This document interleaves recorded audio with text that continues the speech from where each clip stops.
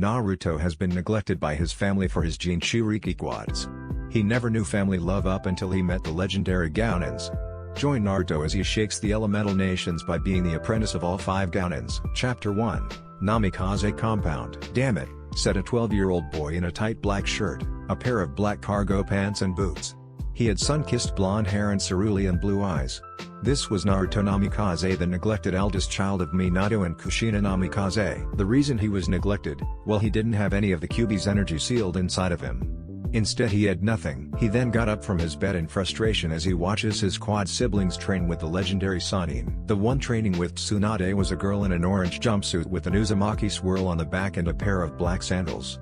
She had blonde hair like her father, but she had twintails as her hairstyle instead. This was Natsumi Namikaze, the youngest daughter of the Namikazes. Next, the one training with Orochimaru was another girl in an orange hoodie with an Uzumaki swirl on the back, a pair of black pants and a pair of blue sandals. She had red hair like her mother and it was tied in a ponytail. This was Mito Namikaze, the eldest daughter of the Namikazes, named after Tsunade's grandmother Mito Uzumaki. Finally, the one training with Jiraiya was a boy in a black shirt with an Uzumaki swirl on the chest area, a black hoodie, a pair of orange pants and a pair of black sandals. He had red hair like his mother and it was spiky in style. This was Menma Namikaze, the youngest son of the Namikazes. Though he was the youngest of the 4, he was the next heir to the Namikaze clan. Naruto gritted his teeth while thinking about Menma's heir status. He still remembered that fateful day. Flashback. It was the Quad's 7th birthday and Naruto was only spending his birthday party with his only friends, Sasuke Uchiha, Hinata Hyuga, and Raito Hatake, the son of Kakashi and Shizune, who married each other after Raito was born, which was by this time, 9 years ago. Sasuke gave Naruto some Kadenjutsu scrolls, Hinata gave him a few books about chakra theories while Raito gave him a book about the legendary Gounins. The Gounins consisted of 5 ninjas who were very powerful. So powerful that they were the only ninjas to achieve SSSS rank ninja status. The 5 Gounins were very popular, but for some reason, they weren't taught in the academy. The leader, Levi Ackerman, was the master of the Haiku dual Kenjutsu technique. He was a short man who stood at 160 centimeters. During the Third Ninja War, he fought for Konoha alongside the other Gounins. He killed 60,000 enemy ninjas by using his famous jutsu called Haitan, Sadai Sarashu, which makes him fly towards his enemy while slashing in a circle, causing possible decapitation. The only way a person could notice him is by seeing the way he dresses. During the war, he's usually in a white buttoned-up shirt with a brown jacket that had a wing emblem on his chest pocket. The jacket only measures at rib length. He also usually wears a cravat around his collar, a pair of white pants and a pair of brown boots. Even though it didn't fit the clothes of a ninja, it helps him fight in a lot of ways. He was known as Haiku in the bingo books for his amazing leadership in the war. Then, there's the taijutsu expert named Shinsuke Nakamura, a master of the killer strong style taijutsu technique.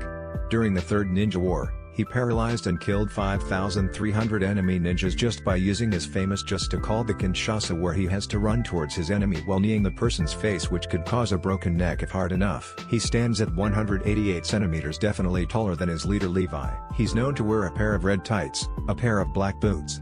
He also wears black wristbands on both wrists and red armbands on both biceps. He had really weird hairstyle, or so it said on the book.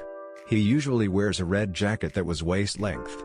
He was known as Taijutsu no O, meaning king of Taijutsu in the bingo books, for his amazing hand-to-hand combat abilities. Then, there's the ninjutsu expert named Hanzo Hasashi, also known as Scorpion. He was known to use hellfire techniques such as the Gokubushin, clones made out of hellfire.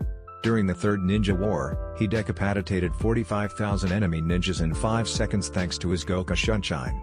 He stands at 189 centimeters, only 1 centimeter taller than Shinsuke. He's known to wear a black hood with a black skeletal mask that covers his face.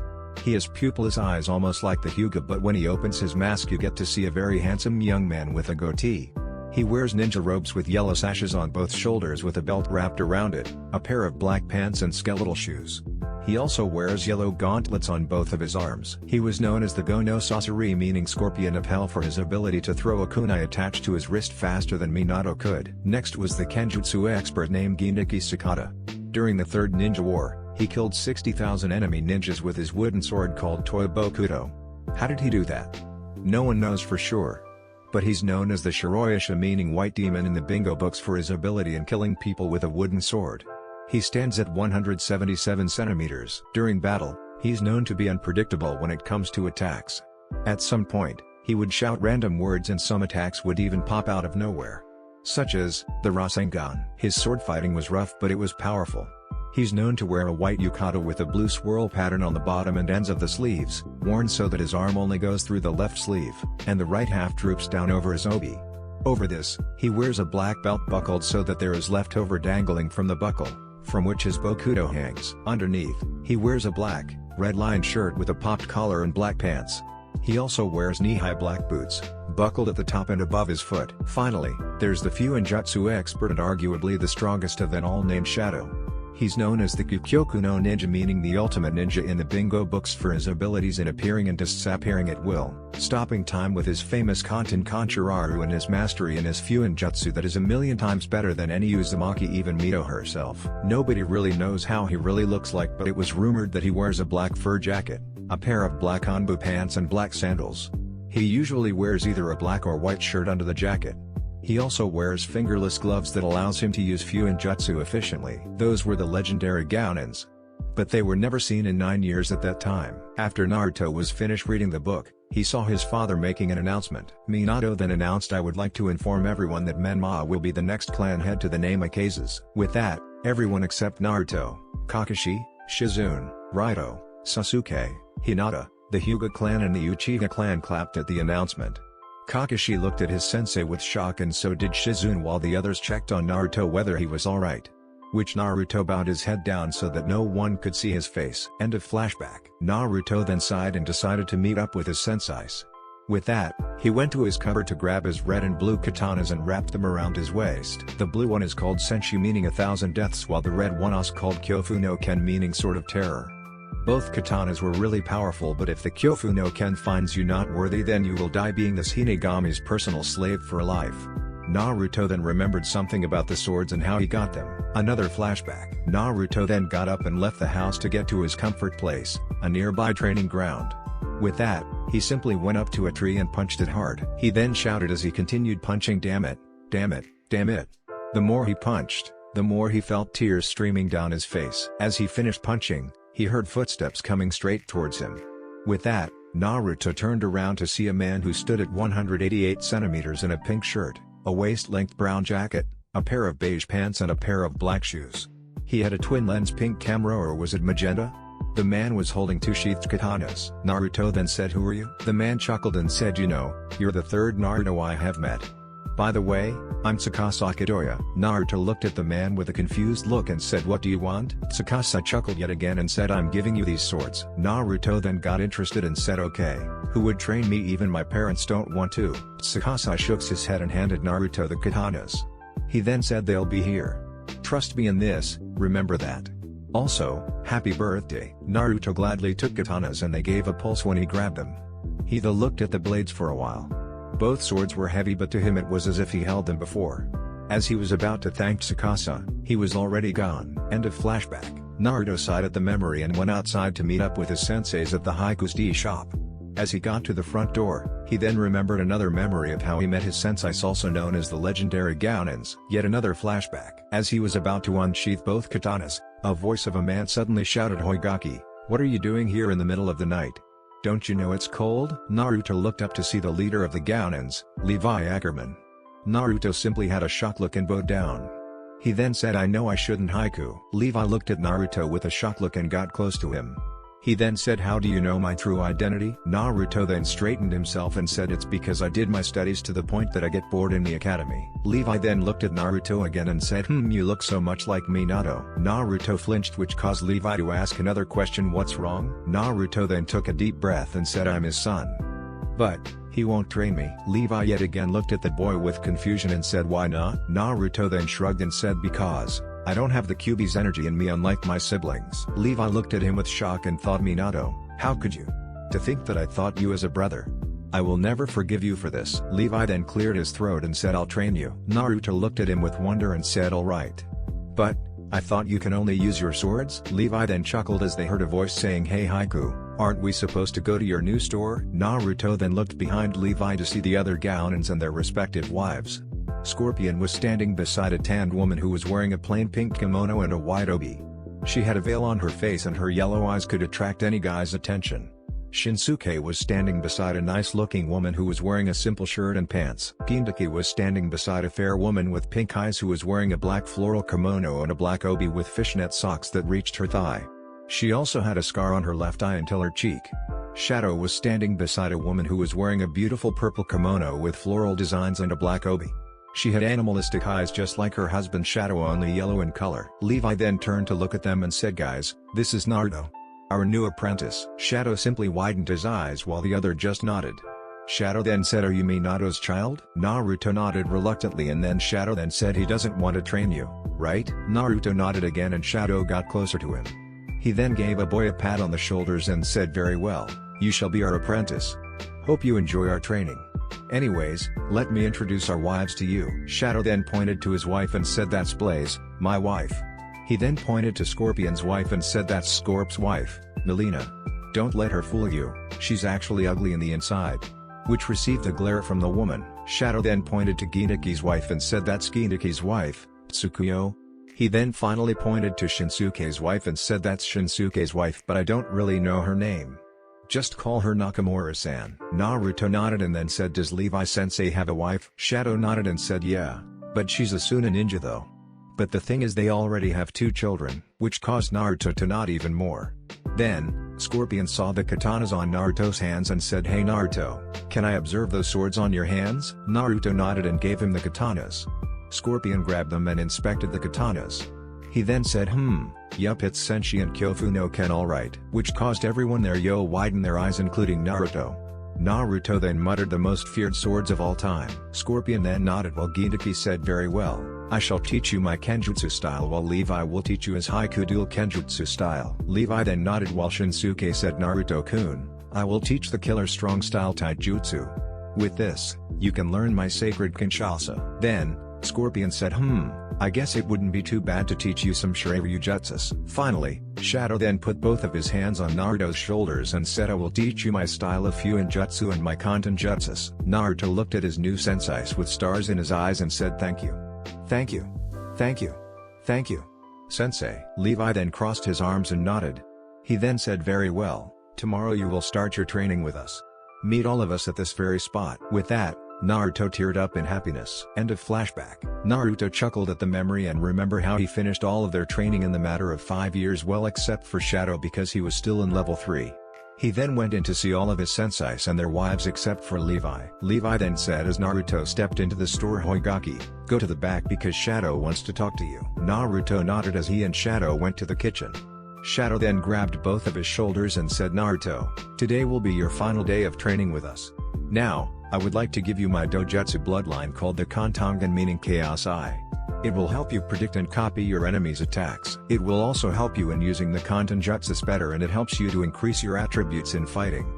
Now, take a deep breath." Naruto then took a deep breath while Shadow did some hand seals and shouted, "Kanten, Gon no Fukatsu." With that, Naruto felt a burning sensation on his eyes but shrugged it off. A few seconds later, the pain lessened and then went to the nearest mirror to see that his eyes were blood red with black irises. He then looked at his sensei and said, "How do I cancel it?" Shadow smirked and said, "Just focus your chakra somewhere else." Naruto nodded, closed his eyes and did so. He then opened them back to see that his eyes were back to normal. Shadow chuckled and ruffled Naruto's hair. He then said, "You know, you are like the son I never had." Naruto looked at Shadow with bright eyes and said, "Really?" Shadow nodded and said, "Anyways, come outside, we got something to show you." Shadow then brought Naruto outside to see that they've prepared lunch for him. There was big pot of miso soup enough to share for 10 people, some bowls of rice, a plate of fried chicken and plate of giant turkey, which made Naruto to look at Jinchuriki with a look that said, "Really?" Jinchuriki just shrugged and all of them sat at the dining table to eat. As they were eating, Naruto accidentally saw Melina's face, then whispered to Shadow, "Geez, Melina-san is ugly." Shadow silently nodded and said, "Just leave it. Will ya?" With that, both then continued eating. After they finished their food, Naruto looked at the clock to see that it read 3:40. He then got up and bowed to everyone. He then said, "I've gotta go, senseis. Thank you very much." But before he left, Shadow stopped him and said, "Naruto, I got you something." Naruto turned around to see that Shadow was holding the black gauntlets he always wanted. Naruto looked at Shadow with tears of joy in his eyes and hugged him. Shadow returned the hug back and handed him the black gauntlets. The gauntlets covered the user's hands to his wrists. It had a wing pattern that goes from his knuckles to his wrists. Naruto then let go of the hug and put them on. He then clenched his fists and said thank you, Shadow-sen, Taozen. Shadow looked at him with a smile and said you're welcome, Naruto. With that, Naruto got out of the store while Shadow went to Blaze and said what a turn of events, huh? Blaze nodded in agreement and everyone got ready to open up the store again.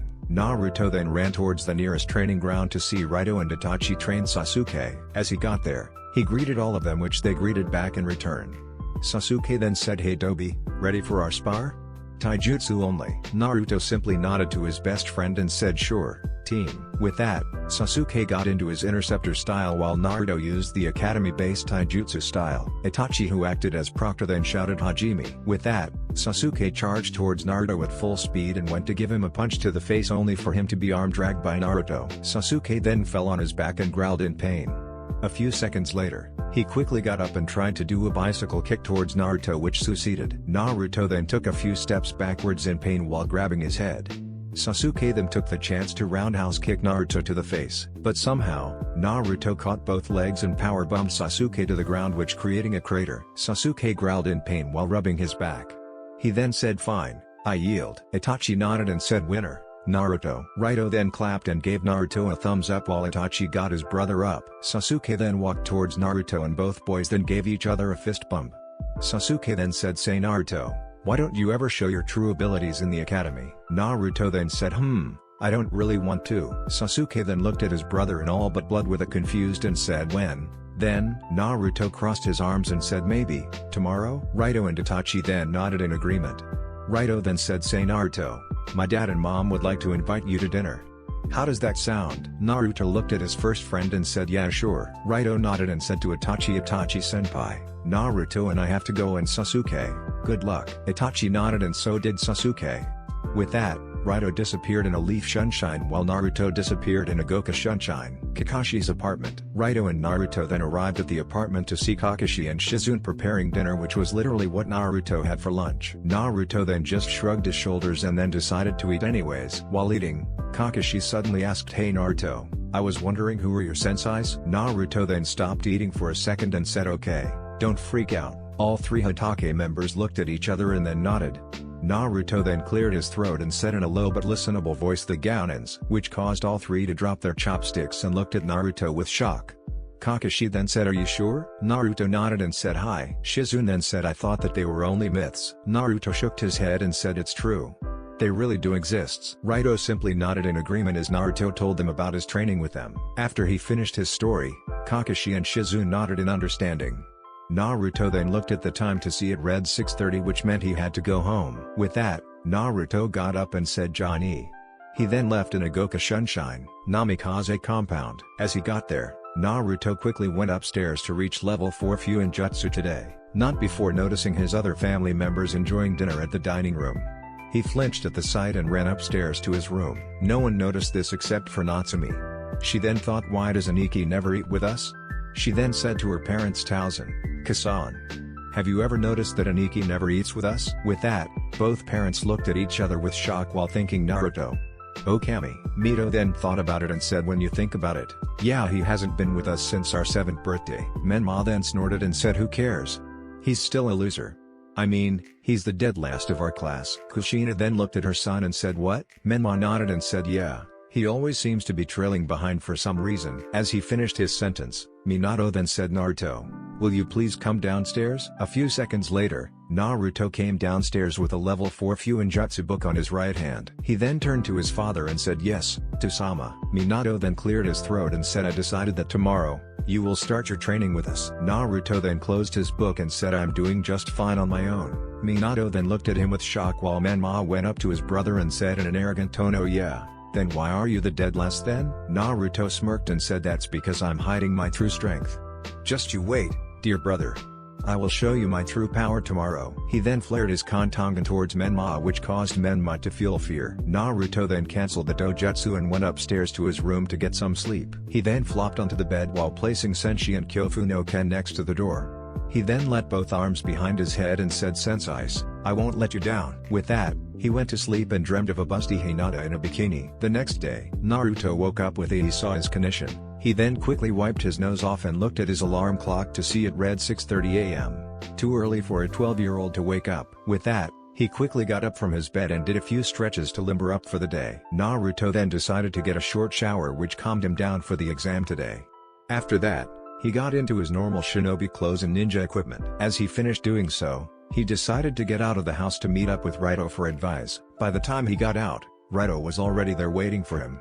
Raito then quickly said, "Yo, Naruto." Naruto simply gave his surrogate brother his foxy smile and said, "Yo, Raito Nikan. How are you today?" Raito didn't say anything but patted Naruto's shoulders. He then said, "Well Naruto, today is your ninja graduation exam and all I can say is well show everyone your abilities." Naruto simply nodded and said, "Sure, I'll teach everyone for their neglectment and ignorance." "Neglectment from my family and ignorance from the villagers." Raito simply nodded and said, "Sure Naruto, I have a mission to go to. I won't be here for a few days." Naruto sighed and nodded in sadness for not being able to meet up with his surrogate brother for a few days. Raito noticed the face made by the young boy. He then grabbed both of Naruto's shoulders and said, "Don't worry Naruto, I'll be fine. I'm the son of the Kakashi Hitake after all." Naruto simply chuckled and said, "Yeah, see you later Raito Nikan." Raito nodded and said, "See you later, Atuo." He then turned around and disappeared in a sunshine. Naruto sighed and then decided to have some breakfast near a bakery. Random bakery. As he got there, he quickly got himself to the bread aisle and got himself a melon bun. He then quickly went to the counter and paid for it. As he got out of the bakery, he quickly ate it and threw the wrapper at a nearby bin. Naruto then looked at a nearby clock to see it read 8 o'clock, which means he had 30 minutes until the graduation exams. With that, he grasped both of his katanas by the handle and quickly ran towards the academy. As he got there, he was greeted by the sight of Sasuke, Shikamaru, Choji, Shino, and Hinata, Naruto's only friends in the academy. This is because most of the kids in the academy are usually seen hanging out with his siblings, thus causing Naruto to only have 5 friends or 4 friends since Hinata and him became a couple a few days ago. Heck, even Hinata's dad, Kyoshi, was fine with it. As Naruto got closer to them, he was hugged by Hinata, which caused both parties to blush since they both dreamt of each other, while the other boys were chuckling because all 4 had blackmail material on Naruto. Shikamaru and him became friends after Naruto beat him in a game of shogi.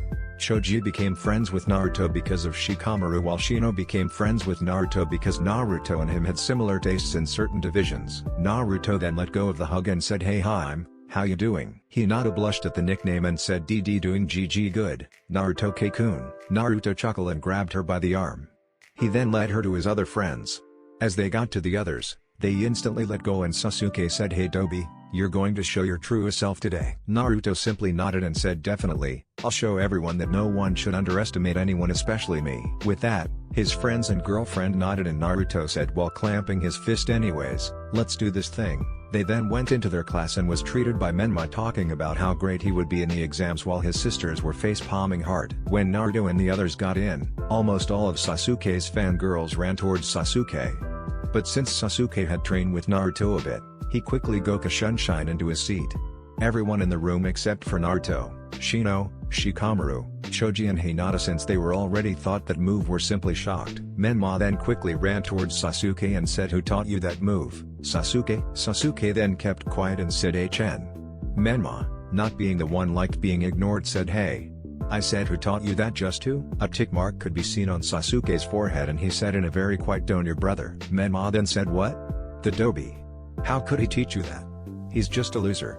While everyone else except for his sisters nodded in agreement. Suddenly, a number of claps could be heard in the room.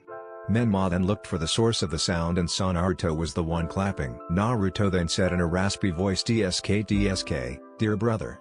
Sasuke is really telling the truth. Because I really taught him that." Menma was about to say something but was interrupted by Sakura, one of Sasuke's fangirls and Naruto's supposed crush, said as if, "I'm sure you can't even do the move yourself. Aren't you just my lost puppy?" Naruto shook his head and said, "I'm not the loser you thought I was. Everything will be revealed today in the exams in Banshee. I like Hinata, I'm not you." Everyone except for his friends were like Nani. Naruto then laughed while grabbing Hinata's arm and Goku Sunshine to the furthest seat from the blackboard. Sakura, who wasn't exactly shocked from Naruto's retort, decided to smile and thought, "So, you finally decided to show your true self, Naruto." While both sisters looked at each other and thought this is Aniki's true self, Naruto simply sat at the back while caressing Hinata's right hand with his left, and both were looking at each other in the eye, not caring about their surroundings. A few seconds later, Iruka came in and for once was shocked that his students were totally quiet for once. He then asked Ino, a blonde-haired Yamanaka, why is everyone quiet? Ino then pointed towards Naruto and said he's acting out of character today. Iruka then looked at Naruto, who just gave a simple smile towards him. Iruka simply smiled back and thought, so you finally did it, Naruto. Iruka then cleared his throat and said, okay everyone, today is the graduation exam, so let's do the written tests first. Mizuki, please hand out the papers. Suddenly, a white-haired Chunin appeared named Mizuki appeared with a stack of papers. Mizuki then gave each student a piece of paper. The moment Naruto got his paper, he noticed that his questions were down in level. He then sighed and quickly did a ram hand seal. He then shouted Kai. And his questions turned into the normal graduation questions. With that, Naruto quickly finished his questions, but also noticing Mizuki's face that showed the look of shock. It seemed as if he was observing at how Naruto would answer the questions and thought that he was failing, but it turns out that he didn't answer a single question wrong. Later, the bell rung that signaled that it was time to let go of their pencils. With that, Iruka announced, alright kids, pencils down. Every student then let go of their pencils, and Kiba, a loudmouth, and Izuka said humph. The Dobi will get the worst marks here as usual. By the time he said that, Iruka was already holding Naruto's paper and said, I'm not too sure about that, Kiba. I think Naruto got the best marks here this time. I mean, every question he answered in the paper were very accurate. Naruto, I didn't know you were a genius. Naruto smirked and said the ninja's best skill is deception, right, sensei? Iruka simply nodded with a smile while Mizuki clenched his fists in frustration. Later, both Chunins grabbed everyone's papers to mark them. While they were marking, almost everyone in the room got closer to Naruto and gave him a Q&A session. From questions like who trained you? And what made you so strong? Naruto only answered a few since he didn't want to reveal too much. A few minutes later, Iruka came to the room and announced, alright kids, the next test is the Shuriken and Kunai one, so, come on, let's go to the Shuriken field. With that, everyone ran towards the Shuriken fields. When they got there, Mizuki said, alright everyone. Now I want all of you to throw your shurikens and kunai onto the targets when your name will be called out, and Iruka and I will see how accurate you are with both. With that, everyone waited for their name to be called out. While Naruto waited for his name to be called, he saw all of his friends and girlfriends' scores. Shikamaru scored 7 on both shuriken and kunai, while Choji scored 6 on both, and so did Shino. While Hinata scored 8 on both, which shocked everyone, even the sensei, since Hyugas are not known to be good with shuriken and kunai. Meanwhile, Sasuke scored 9 on both, which didn't surprise anyone since he was called a prodigy. Then, it was Naruto's turn. When he got to his target, he noticed his brother snarling at him. Naruto simply shrugged it off and waited for Iruka to say start. The moment Iruka said start, Naruto already threw a shuriken onto his first target dead center and threw a kunai attached to a rope towards another target dead center as well. Which meant Naruto scored perfect 10s on both shuriken and kunai. Everyone's jaw simply dropped to the floor except for his friends, girlfriend and Sakura, especially his siblings, or more specifically Menma. Menma looked at his older brother with anger, while Natsumi and Mito looked at him with awe. Even with special training with their father, they could only score 8s on both. Iruka simply clapped with joy, and so did Mizuki, but with more anger into it. With that, Naruto was given a standing ovation. As Naruto pulled back his kunai and grabbed his shuriken, Iruka came up to him and said, "Wow Naruto, I knew you had it in you. Why would you hide all of this?" With that, Naruto simply chuckled and said, "I am good with deception, that's all." Iruka simply nodded with a smile as he filled in Naruto's marks into a form on his hands. He then announced, "Alright, next up the taijutsu test. Come on everyone." Everyone nodded as they went towards another room that had a stage on it. Iruka then announced, "Okay everyone, you'll be partnered up with each other except for Naruto since there's too many students. Instead, Mizuki will test your taijutsu. Is that okay, Naruto?" Naruto shrugged and said sure, why not?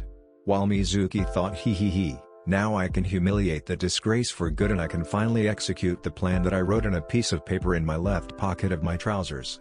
Soon, Lord Hisako will give me the power that I need. A few minutes later, Naruto's name was called, and everyone except for the ones who accepted his strength thought that he won't last a second. Oh how wrong they was. When Naruto got to the stage, Mizuki was already in his fighting stance. With that, Naruto raised the back of his right hand to his mouth while extending his other hand sideways, thus creating a dab stance. His legs were closed together as well. This shocked everyone except for the ones who already knew of his strength, since Naruto's been known to use the Academy Taijutsu style. Then, Iruka, who recovered from shock and acted as proctor, shouted Hajime. With that, Mizuki charged towards Naruto and tried to punch him, only for Naruto to grab the fist and kneed him in the ribs with his right leg. With that, Mizuki felt as if he'd been ran over by a train. He then clutched his slightly injured rib and growled in pain. Naruto then smirked and said to Iruka, "Call it off. He won't be able to get up again." Iruka nodded and was about to call it off when Mizuki got up and charged towards Naruto. Naruto simply sighed and tapped both of his feet to get a Kinshasa ready. So he filled both of his legs with chakra and ran towards Mizuki. He then jumped and kneed Mizuki in the face while shouting Kinshasa, thus causing Mizuki to have a concussion, and a small piece of paper fell from his left pocket of his trousers. Naruto then went to grab it and read it. Make Naruto fail the exams, ask him to take the forbidden scroll as a make-up exam, kill him and run away with the scroll to give it to Hisako-sama. Naruto then shook his head and gave the paper to Iruka. As Iruka gave it a read, he then shouted Anbu. Then, 3 Anbus appeared and one of them asked Iruka, "What's the problem?" Iruka then gave the Anbu the piece of paper and the Anbu read it. The Anbu then nodded and said to the other Anbu, "Come on, let's take away this traitor." The other Anbu nodded and 3 of them alongside Mizuki disappeared in a sunshine. The other students were confused and Iruka then answered, "Mizuki-sensei has been confirmed to be a traitor because he planned to fail Naruto." Menma, who was still angry that Naruto had beaten him again, said he should have failed.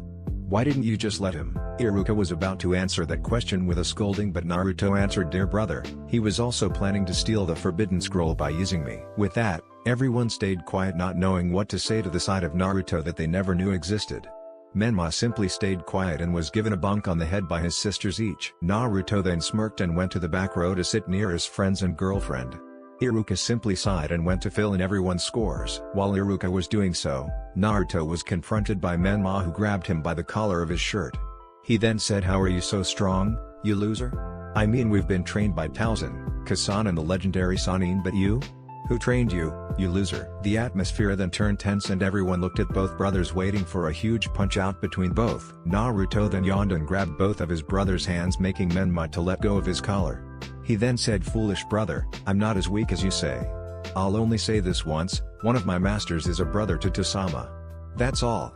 Now, kindly let go of me." Menma then pushed away his older brother and sat at his own seat, waiting for Iruka to announce something. A few minutes later, Iruka came in and announced, "All right, I have an announcement to make. Naruto is the Rookie of the Year while Hinata is the Kunoichi of the Year, with Sasuke and Sakura behind respectively." With that, everyone clapped for both Naruto and Hinata except for Menma, who shouted he must have cheated. "There's no way that loser can be better than me." Naruto then wiggled his index finger and said, "TSK, foolish brother, I did say I'll show you my true power today, didn't I?" Menma then snarled at him and said, "PSSSH, you beat a weak Chunin instructor. So what?" Iruka then chuckled at Menma and said, "Menma, Mizuki was a Chunin who should have became Jounin this year. So, if you say he's weak, then think again." Menma then simply kept quiet while both of sisters looked at their older brother with awe yet again. Natsumi and Mito then thought at the same time, "Aniki, we'll make this right." Naruto then shrugged and still caressed Hinata's right hand. Hinata simply blushed at the gesture but also noticed lustful eyes from the female part of the number of students. She then activated her Byakugan to make a look that said, "Don't touch my Naruto-kun," which caused all of them to feel fear. Iruka then said, "All right kids, now let's do the jutsu test. Now, come on to the next room to test out your ninjutsu abilities." Yet again, everyone nodded and left for the next room. As they got there, Iruka announced, "Okay children, all of you will do the following jutsus: the Kawarimi no Jutsu, the Bushin no Jutsu and the Hench no Jutsu. When I call your name you will do those jutsus that I have stated. You may also show us any additional jutsus. Understand?" Everyone nodded and Iruka took a seat. He then announced everyone's names. Everyone did their jutsus with not error, with a few clan member ninjas doing their bloodline jutsus. Natsumi and Mito turned out to have inherited their mother's chakra chains. So, they showcased them during their turn and Naruto had to admit, it was awesome to that ability. When it was Menma's turn, he snarled at Naruto and did all 3 jutsus tremendously. He then said to Iruka, "Can I do any extra jutsus, Iruka-sensei?" Iruka nodded and Menma simply smirked. He then clenched his right hand out and opened it. Then, a swirling sound could be heard. It turns out, a Rasengan was formed on his hand. Menma then smirked again and said to the other kids including Naruto, "This is Tauzen's Rasengan. It can cause repulse to anyone. Now, observe. Menma then slammed the Rasengan towards an unfortunate dummy. The dummy then flew into a wall, thus causing crater on it. Menma then smirked at Naruto and said, "Beat that, loser." Then, Naruto's name was announced. As he got to Iruka, he said, "Iruka-sensei, does it have to be any Bushin? Because my chakra reserves are really big." Iruka simply nodded and said, "Sure, why not?" Naruto simply smirked and did the shunshine by replacing himself with a certain closet pervert named Ebisu. Ebisu was seen reading a certain book that had a lady in a bikini on it. When he realized where he was, he literally blushed in embarrassment and fainted. Then, he puffed away to reveal Naruto. With that, Iruka chuckled and said, "Okay Naruto, now do the henge if you don't mind." Naruto then nodded and did a hand seal. Suddenly, he turned into a certain brunette tall man wearing a pink shirt, a black jacket, a pair of grey dockers and a pair of black business pants. He also had a twin-lens reflex camera hung around his neck. Naruto transformed into Tsukasa Kadoya, the man who changed his life. Iruka was simply impressed by the transformation and so did everyone. Menma then asked, "Who's that loser, Tobi?" Naruto's Tsukasa said, "This is Tsukasa Kadoya, the man who changed my life. He was the one who gave me Senshi and Kyofu no Ken." He then changed into his normal self and caressed the hilts of both of his katanas. Iruka nodded and said, "Okay Naruto, now do any type Bushin if you please." Naruto nodded, then did a number of hand seals quickly.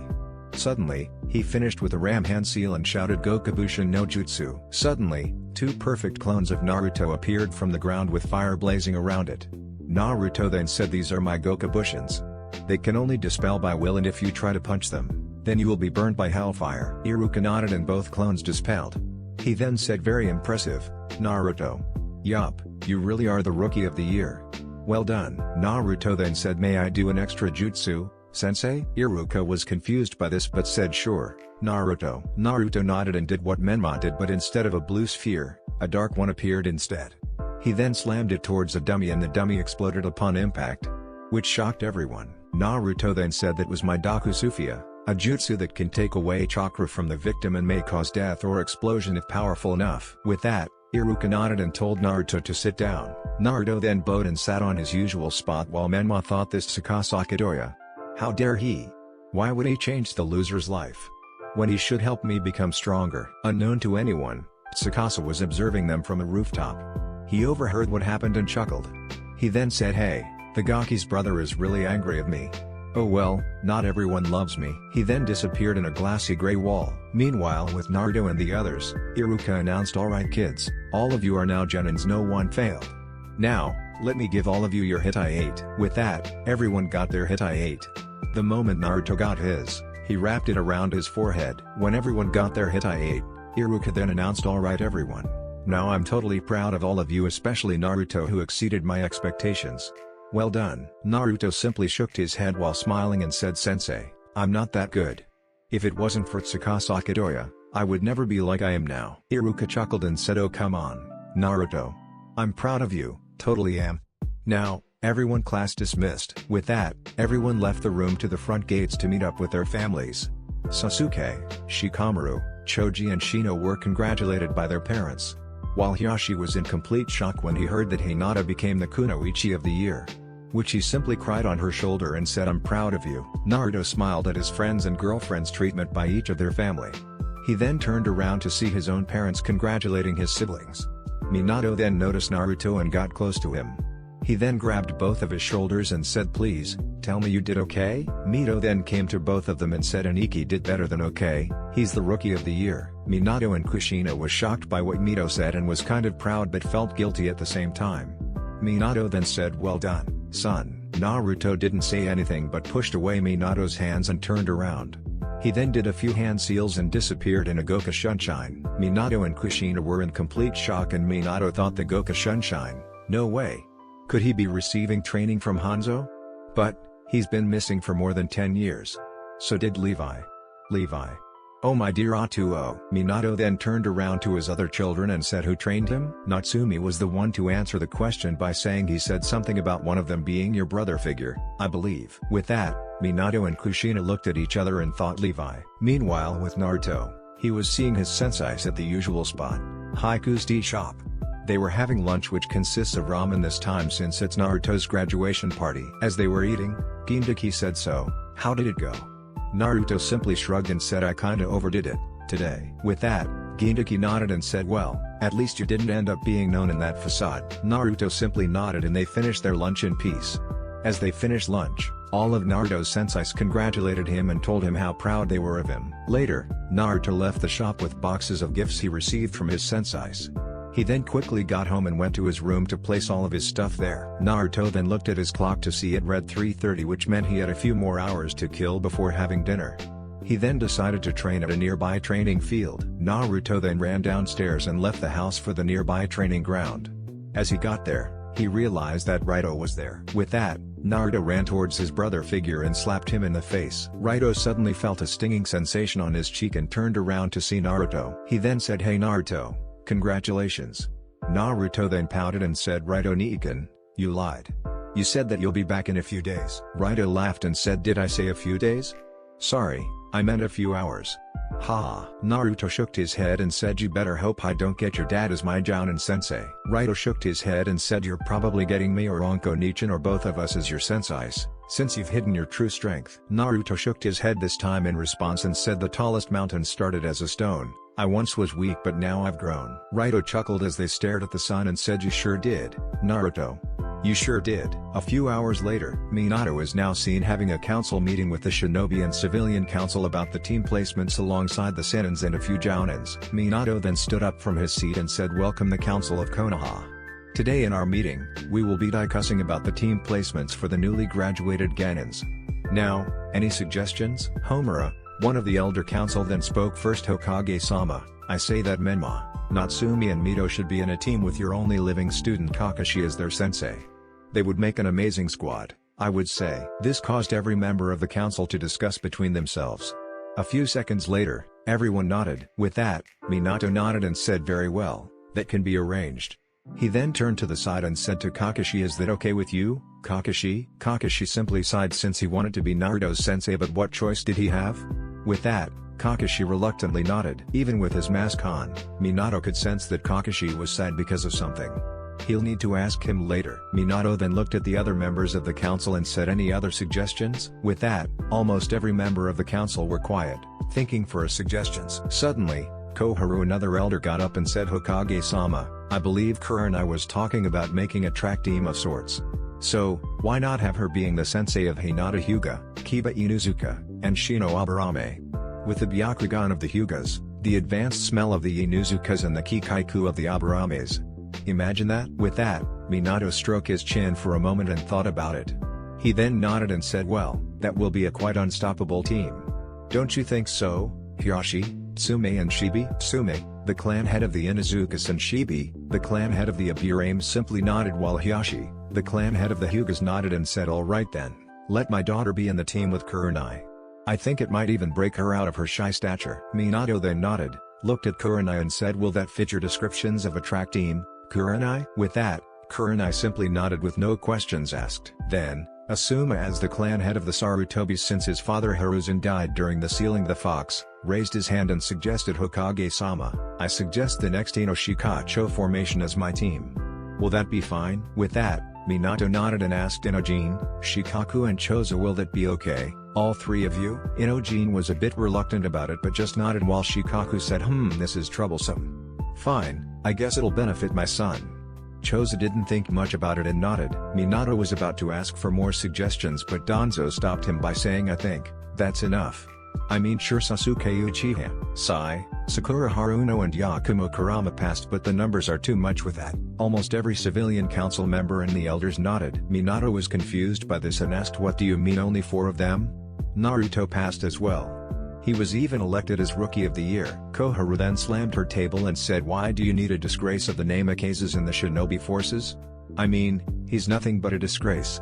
With that, all of the civilian council and the elders nodded in agreement while the shinobi council face-bombed. Minato was yet again shocked by this and said, who told you that he was a disgrace, Elder Koharu? Then, Jiraiya raised his hand and said, it's true, Minato. I mean, he doesn't even have the Kyuubi's chakra nor the soul. So, I say he should stay as a civilian. Minato then became speechless and gave himself a thought. Naruto, I'm sorry. Nidaime-sama gave them too much power. As Minato was about to deliver his final decision, the main door suddenly swung open to reveal a man that had graying black spiky hair, red eyes, and slight stubble along his jawline. With a red, tattered cloak, he wore a gray dress shirt with a long tail, black dress pants, and black dress shoes. He was also wearing a ring on his right index finger, 2 other rings on his right fourth finger, and a necklace with a crooked cross-shaped pendant. As the man got in, he said, it really turns out that the boy's godfather neglects him even more than his own parents. The man then took a swig of his drink that he was holding. Everyone in the room was simply speechless by the sudden appearance of the man. With that, 4 Anbus appeared in front of him, and one of them, seemingly the leader, said, "Halt, state your name and reason you are interrupting this meeting." The man then chuckled and raised his arms in the air. He then said, "I'm Crow Branwan and I'm here because I have a message from someone." He was then interrupted by Minato, who said, "Who's that someone?" The man, who was identified as Crow, put down his arms and said with a raspy voice, "I believe that he calls himself the Seikai no Hakashi." With that, the atmosphere turned dark. Everyone in the room was speechless. Even Dansu was pissing his pants silently. Minato then cleared his throat and said, "Are you sure that he calls himself that, Crow-san?" Crow then chuckled as he put his hands in his pockets and said, "You know, I wasn't really originated in this world. I originated from a world called Remnant where we fight monsters with not chakra but dust instead. Anyways, I actually died there while lying on my wife, Winter's lap." Everyone was confused by this, and Orochimaru then asked, "Then, how are you here, Crow-san?" Crow then chuckled and said, "You see, the Seikai no Hakashi revived me with a deal. He told me to give you insolent, bleep, a message and I'll return to my world alive and well. So please, do me a favor and let me do my part of the deal." With that, Minato got interested and asked, "Could you please tell us the message that he wanted to send?" Crow then nodded and cleared his throat. He then said, "You must allow Naruto to be in a team. Or else, I will destroy this world and the shinobi era will be over." With that, everyone was speechless except for Jiraiya, who snorted and said, "PSSH, yeah right. If he really was a destroyer of worlds, then he should be the one who gives the message." Crow simply shrugged and said, "He really is. I mean, someone who can revive you is really saying something." Jiraiya was about to protest up until a blonde-haired Asian man in a warlord armor appeared out of nowhere and said, "Jiraiya, I believe you should be quiet. I mean, I'm a god and yet, I'm afraid of Tsukasa Kidoya." With that, everyone was silent and the man looked at Crow. He then said, "Crow, Tsukasa informed me to tell you that you should continue with your part of the deal. Now go meet up with Naruto." With that, Crow nodded and the man snapped his fingers so that Crow could disappear in a flash of light. Jiraiya then closed his open mouth and said, "Are you the Seikai no Hakashi?" The man shook his head and said, "No, I'm Kota Kazuraba. A god basically. You see, the Seikai no Hakashi is my ally and when he says something serious, he is absolutely serious. So, I say that you should definitely place Naruto in a team with Sasuke, Sai, Yakumo, and Sakura." Minato then cleared his throat and said, "Who do you suggest as their Jounin sensei, Kota-san?" "I mean, I have Hayate Gecko to become Sai's and Yakumo's sensei, but what about my eldest son?" The man or god who identified himself as Kota said, I think joint Jounin should do the job. Why not have Anko and Raito Hatake? Don't you agree, Orochimaru and Kakashi?" Orochimaru quickly nodded since he doesn't want any trouble with the god, while Kakashi gave Kota his infamous eye smile. Kota smiled and turned around to leave, but was interrupted by Danzo, who shouted, "Root!" This shocked every Konoha member in the room, who expected Root to be disbanded. Danzo then smirked as all of his Root units stopped Kota from leaving. He then said, "Take this man for questioning, he's a threat to our plans." With that, all of the Root members nodded while Minato said, "Danzo, don't do this." Danzo simply shook his head and said with a power-hungry tone, "He's no god. He's just really powerful. I say we should kidnap him and take his power so that we could mass-produce it." As Minato was about to call them off, Kota simply chuckled and said, Well, Tsukasa was right about you, Danzo. Oh well, I guess I owe him a nice fruity dessert now." Kota then took out his Sengoku driver and placed it on his waist.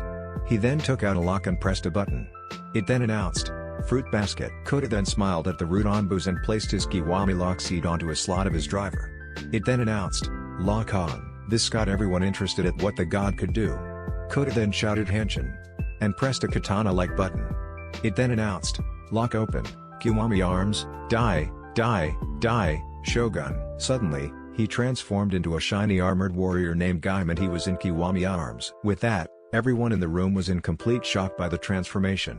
Especially, a certain Warhawk. Kota as Gaim then took out his sword and said, "This is my stage." Now, he then got into a stance just to wait for the Root Onbus to attack, which really happened. The first Root Onbu tried to kick Kota in the face and succeeded, but Kota was simply unfazed by it. With that, Kota did a yawning gesture and slashed all of the Root Onbus in one strike, which caused a very bloody mess. Kota then turned towards Danzo and said, people like you are truly scum. However, I won't kill you. This caused Danzo to feel a bit tad relieved, but Kota continued, but I didn't say anything about Tsukasa doing the favor. Ain't that right, Seikai no Hakaishi? Everyone in the room got confused by what the god said up until a sudden glassy gray wall appeared to reveal Tsukasa, Kamen Rider Decade, the destroyer of worlds. Tsukasa smirked at Kota and said, Kota, I believe you have more duties at your world if you don't mind. Kota then cancelled his transformation and smiled back. He then held out his palm to summon a random zip to open. He then went into it and said, well, it was fun meeting you all. Tsukasa, do your part. Tsukasa nodded as the random zip closed. He then walked up to Danzo and said, you are a little piece of bleep. You know that. Just because you believe that by being ruthless means that you're strong, that isn't necessarily true. I mean, I've met up with a half-cousin of mine who cares for her family in another world and she was worth 100 soldiers. Danzo was about to protest, but another gray glass wall appeared behind Tsukasa to reveal Tsukasa's half-brother, Levi Ackerman/Kadoya. Dark Decade or Haiku that he would prefer. He was wearing what Tsukasa would wear, but instead of a camera, there was a cravat. This shocked everyone in the room since they thought the Levi in this world is dead. Levi then spoke up, Tsukasa, I'll take it from here. After all, by being rough is the only way one could finally understand. Tsukasa sighed and said, Levi, you were supposed to take care of your wife and children. Don't worry, I know what to do. Levi shrugged and Minato said, Atoto, is that you? Levi shook his head and said, I'm sorry Namikaze-sama, I am not your surrogate little brother. I am from another world. However, your little brother is still alive. Levi then disappeared the same way he appeared and Tsukasa grabbed Danzo by the neck.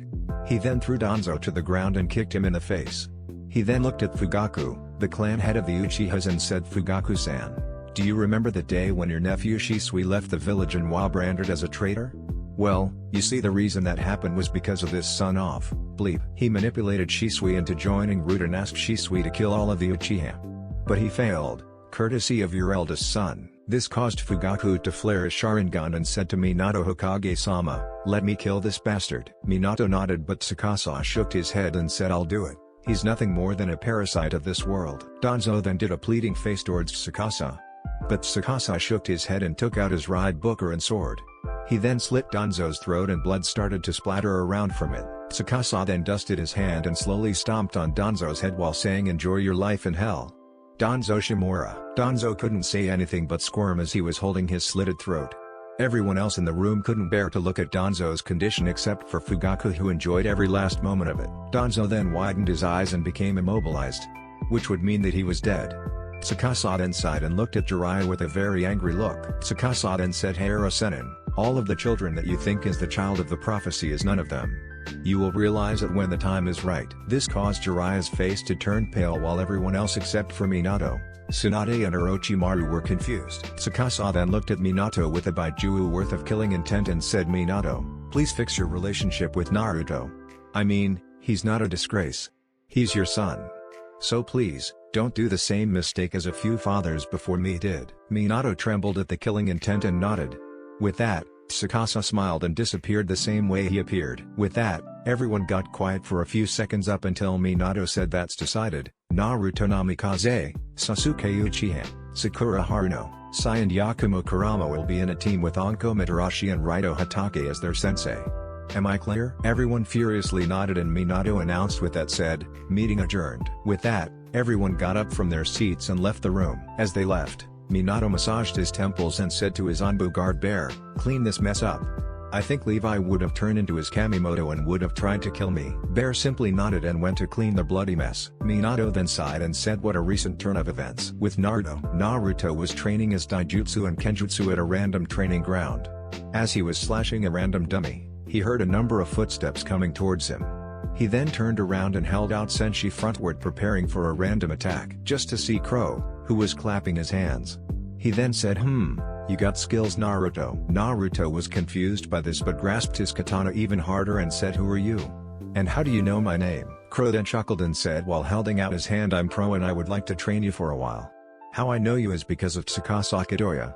You see, I made him a deal.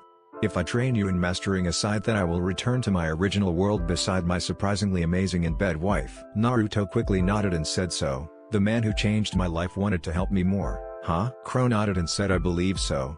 However, I don't think he sent only me. I think he made more deals with more guys to train you. Yet again. Naruto nodded and bowed to his new temporary master. He then said, teach me everything about the scythe, Crow-sensei. Crow was shocked by the boy's action and thought, wow, this boy reminds me of Ruby when I started training her. Ruby. Oh, how much would I like to see you now. I hope I get to see you soon. Crow then said, well, get ready for the craziest training you will ever receive. Boy. Naruto then rose up and nodded in glee. Crow then said, okay, first of all, you will need to have a sight, but a number of footprints interrupted him. Crow then quickly turned around to see 3 men. One man wore long white robes with a red sash and a white hood. He also wore leather armor, and sheaths to store his weaponry in pouches, while another man wore a white karate gi with a reed headband wrapped around his forehead. He also had a red belt around his waist. The final man's armor is primarily black and gray, with goldenrod greaves and gauntlets. He wears a matching goldenrod mask with a black area that obscures the right half of his face, including a missing eye. He wears a utility belt with pouches, and sheaths for a sword and rifle on his back. The man in the hood raised his hands in the air and said, I'm Altair. I'm supposed to train Naruto in the teachings of the assassins and assassination techniques. Then, the man in the karate gi said, I'm Ryu. I'm here to train Naruto in mastering Ansatsuken. The final man then said, I'm Slade Wilson, but call me Deathstroke. I'll be training Naruto on how to use weapons in different fields. With that, Crow nodded and said, all of you met Tsukasa Doya and made a deal with him, haven't you? All 3 men quickly nodded in response, and then Altair said, I made a deal with him to help Naruto in fighting. In return, Naruto will gain freedom and I will gain the ability to meet with my descendants. Ryu then said, I made a deal with that man so that I can finally break free from the Satsuno Hado. Deathstroke then said, I made a deal so that I can get out of the life of a mercenary. With that, Crow nodded and said, I think he made deals with us to help this boy to become strong. Naruto simply stared at all of the men and said, so, all 4 of you are willing to train me? I mean, even thought I've been trained by 5 different senseis. Getting 4 more is well awesome, I guess. With that, all 4 men laughed at the boy's words. Suddenly, their stomach grumbled. Crow then said, do you know any good place to eat? Cause, I believe it's dinner time. Naruto then quickly gave them a smile. A few minutes later, Naruto simply brought them to Haiku's tea shop since he knows that they serve dinner. Since most of them weren't used to the food in this world, Naruto decided to order them some turkey sandwich with croissants as bread. The results were Crow and Ryu ordering more of them while Altair and Deathstroke side at the bill. Naruto laughed at their antics and Levi then asked him about who they were, which Naruto replied, Levi-sensei, they are my new senseis, Crow, Altair, Ryu, and Deathstroke. They will be teaching me non-shinobi fighting skills. With that, Levi nodded in understanding. Shadow then asked Naruto, how did they get here, Naruto? Naruto then said, remembered Tsukasa Doya, well, he wanted to help me get stronger by giving me more masters. Shadow then nodded and went up to the 4 men. He then said, I hope you'll be teaching Naruto well. Can I get assurance? With that, all 4 men nodded. Altair then asked, I was wondering, can we live here temporarily? I mean, with Naruto's multiple Gokubushins, he can learn from us in a few days. Shadow then thought about it and turned to Levi for an answer, which Levi just nodded. With that, the shop turned into a place to loiter between 9 grown men. Naruto sighed and saw that the sky was getting dark. Naruto then quickly said bye to his senseis and Gokushunshine to his room. As Naruto got there, he was surprised to see that a book that he never read before was on his study table. Naruto then quickly grabbed the book and looked at the title of it and who wrote it. The book was entitled The Journey Through the Decades by Tsukasa Doya, which interested him. He then realized that a note was attached on the back of the novel. Naruto quickly picked it out and read it. Dear Naruto, this is Tsukasa Doya, the man who changed your life. Anyways, I gave you this book as a congratulations gift. Hope you like it because my adopted son and my biological one highly recommend it to anyone. Also, spoiler alert, in one of the chapters might involve a doll in a white dress with a creepy smile. So, if you don't like horror based on real-life events, then don't read it. Also, hope you enjoy your new senseis. Sincerely, Seikai no Hakaishi. P.S. You may or may not get a talking right hand soon. Naruto couldn't help but to tear up and cried at how thoughtful of the man who changed his life. He then wiped his tears and lied on his bed. He then decided to give the book a read as he placed his katanas under his bed. The next day, Naruto woke up and quickly got himself prepared for the academy. He took a nice shower, put on his normal shinobi clothes, sharpened his katanas and went downstairs to be greeted by the sight of his mother. Kushina looked at her son and said, Naruto, come down and have some breakfast with us. You can't go to the academy with an empty stomach. Naruto was simply confused by all of this but obliged and went downstairs to have some breakfast with his family members. As Naruto got to the dining table, he was greeted by the sight of his family getting ready to eat. Naruto then decided to just sit in between his father and Natsumi. Naruto then greeted his family members in a low but confused tone and grabbed some eggs to eat, which caused everyone except for Menma to flinch. As he finished eating, he then decided to grab his plate to the sink and was stopped by his mother, who said, "It's okay Naruto, I'll do it for you." However, Naruto shook his head and said, "No Kasama, I don't want to be a burden to the family," which yet again caused everyone except for Menma to flinch. With that, Naruto washed his own plate and went to sit in the living room to practice Fuinjutsu. He quickly grabbed a blank sheet and a brush to make some seals. He was planning to make a seal that can increase one's attributes during a fight. As he was making it, Minato noticed that this was a chance to reconcile with his son and then walked towards him. He then checked what kind of seal was Naruto doing and saw that he could use a little help. With that, Minato went up to his son and asked, "Hey Naruto, what kind of seal are you trying to make?" Naruto looked up at his father and said, "You see, I wanted to make a seal that increases one's attributes, but I keep getting a character wrong." Minato nodded and said, "I think you should stroke it a bit softer in this character and stroke that a little harder in that character." With that, Naruto's face brightened up and did what Minato told him to do. As he finished, Minato looked at it and was surprised at how good Naruto was in Fuinjutsu. Minato then gave his son a smile, and for once Naruto returned a genuine smile, not that kind of smile that is cold or stuff like that. Unknown to him, Naruto was unsure why he gave his father a genuine smile, but maybe just for once. He then looked at the time to see it read 8:20. With that he said bye, and disappeared in Goku Sunshine. This caused Minato to smile while thinking, "Naruto, I will become a better father towards you from now on." A few minutes later, Naruto is now seen entering his class to be greeted by the scene of his classmates chatting with each other. But by the time he got in, everyone in the class stared at him. Naruto simply shrugged at the stares from his classmates and walked towards his usual seat next to Hinata. He then said in a cheerful tone, "Ohio." Hi. Which Hinata replied with a blush and in a shy tone, "Oh how are you?" And then Naruto-kun. With that, Naruto gave her his foxy smile and caressed her right hand with his left. Sasuke, who was sitting right in front of him, turned around and said, "Hey Naruto, I have a feeling that we might be in a team of 5 just like the Gounins." Naruto turned towards Sasuke and nodded. Hinata then said, "Naruto-kun, how is your relationship with your family?" Naruto then sighed and said, "Not too good.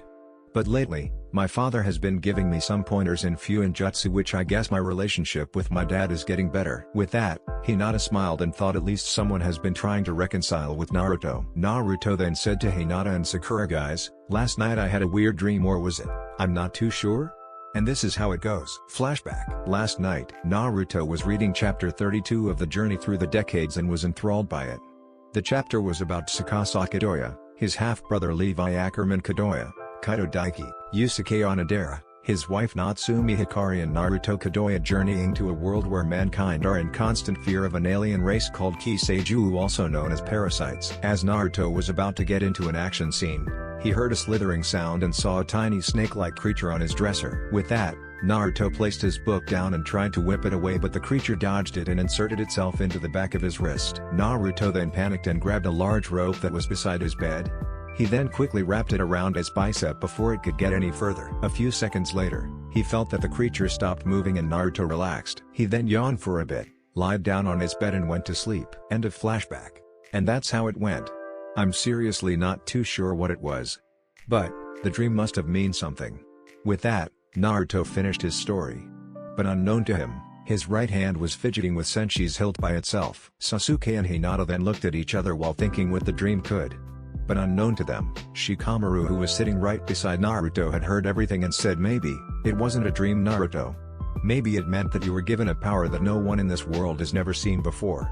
I mean, that Tsukasa Kadoya must have given you another gift, but that's too damn troublesome to think about." With that, all of Naruto's friends and girlfriend nodded, including Choji, who was sitting next to Shikamaru, and Shino, who was sitting next to Sasuke. Naruto then nodded as well and said with a smirk, "Troublesome indeed." Naruto then decided to rest his head on his arms and went to sleep while waiting for Iruka to come in. A few minutes later, Iruka came in and said, "All right class, time for your team placements." Iruka then turned quiet and sighed while thinking, why is Naruto sleeping right now? With that, Iruka took a random piece of chalk from his right pocket and threw it towards Naruto. But what shocked everyone was that Naruto caught it with his right hand while still sleeping. With that, everyone shouted in their minds, "Nani? How did Naruto, Nichan/the loser, Naruto-kun do that?" Naruto then woke up in confusion by two things. 1. Why was he suddenly holding a piece of chalk? 2. Why was everyone looking at him with shock? Iruka then shook himself from shock and said, "Nice reflexes, Naruto. It was as if your right hand was another being." Naruto simply nodded in confusion and placed the piece of chalk on the table. Iruka then cleared his throat and said, "Alright, now, time for the team placements. Team 1 will consist of..." But Naruto's mind was completely blank by the time Iruka announced it. He was thinking why he woke up with a piece of chalk in his right hand and why was it caressing Senshi's hilt as if it was precious. Naruto then decided to pay attention to Iruka when the Chunin said Team 7 will consist of Menma, Natsumi and Mito Namikaze with Kakashi Hitake as their sensei. With that, Menma turned his head towards Naruto with an arrogant smirk, which Naruto didn't pay much attention to him as he was looking at Iruka with tremendous focus. Meanwhile, Natsumi and Mito looked at each other and sighed while thinking of the same thing. We didn't get to be in the same team with Aniki. Now, how are we going to reconcile with him? Iruka then continued, announcing Team 8 will consist of Kiba Inuzuka, Shino Aburame and Hinata Hyuga with Kurana Yuhi as their sensei. With that, Naruto and Hinata sighed and thought, I didn't get to be in a team with Haim/Naruto-kun. While Kiba just wasn't sure if he was happy that he has good teammates, but one wrong move with Hinata can cause him to wake up in a bathtub filled with blood that was dripping from his left kidney area. With that, Kiba shivered and so did Akamaru, who thought of the same thing.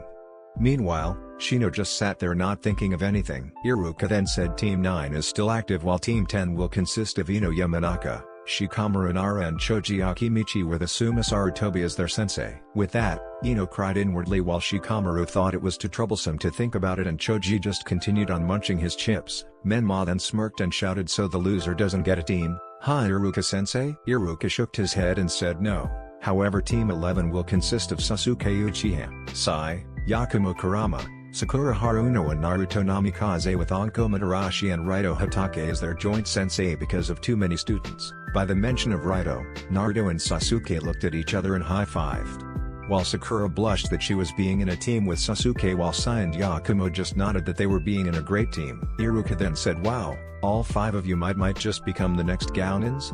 With that, everyone except for Naruto and the gang had confused looks on their faces. Natsumi then raised her hand and said, "Iruka-sensei, who are the Gounins?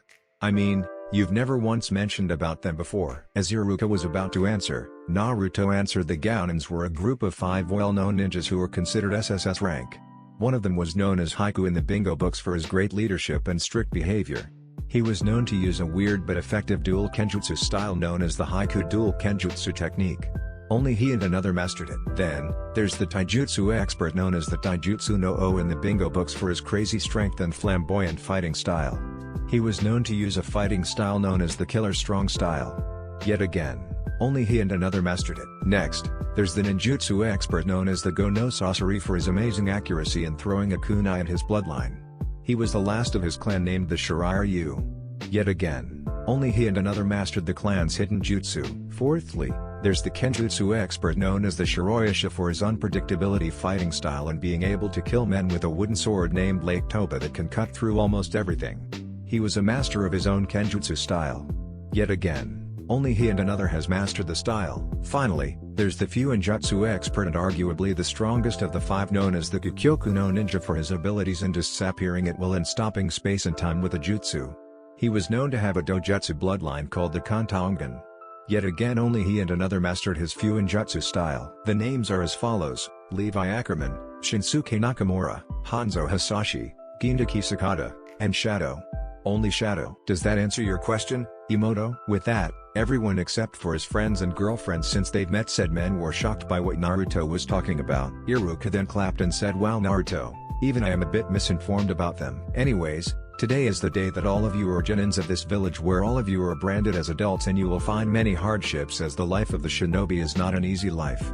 As this is your last teachings from me, may the will of fire burn inside of you and never forget your goals.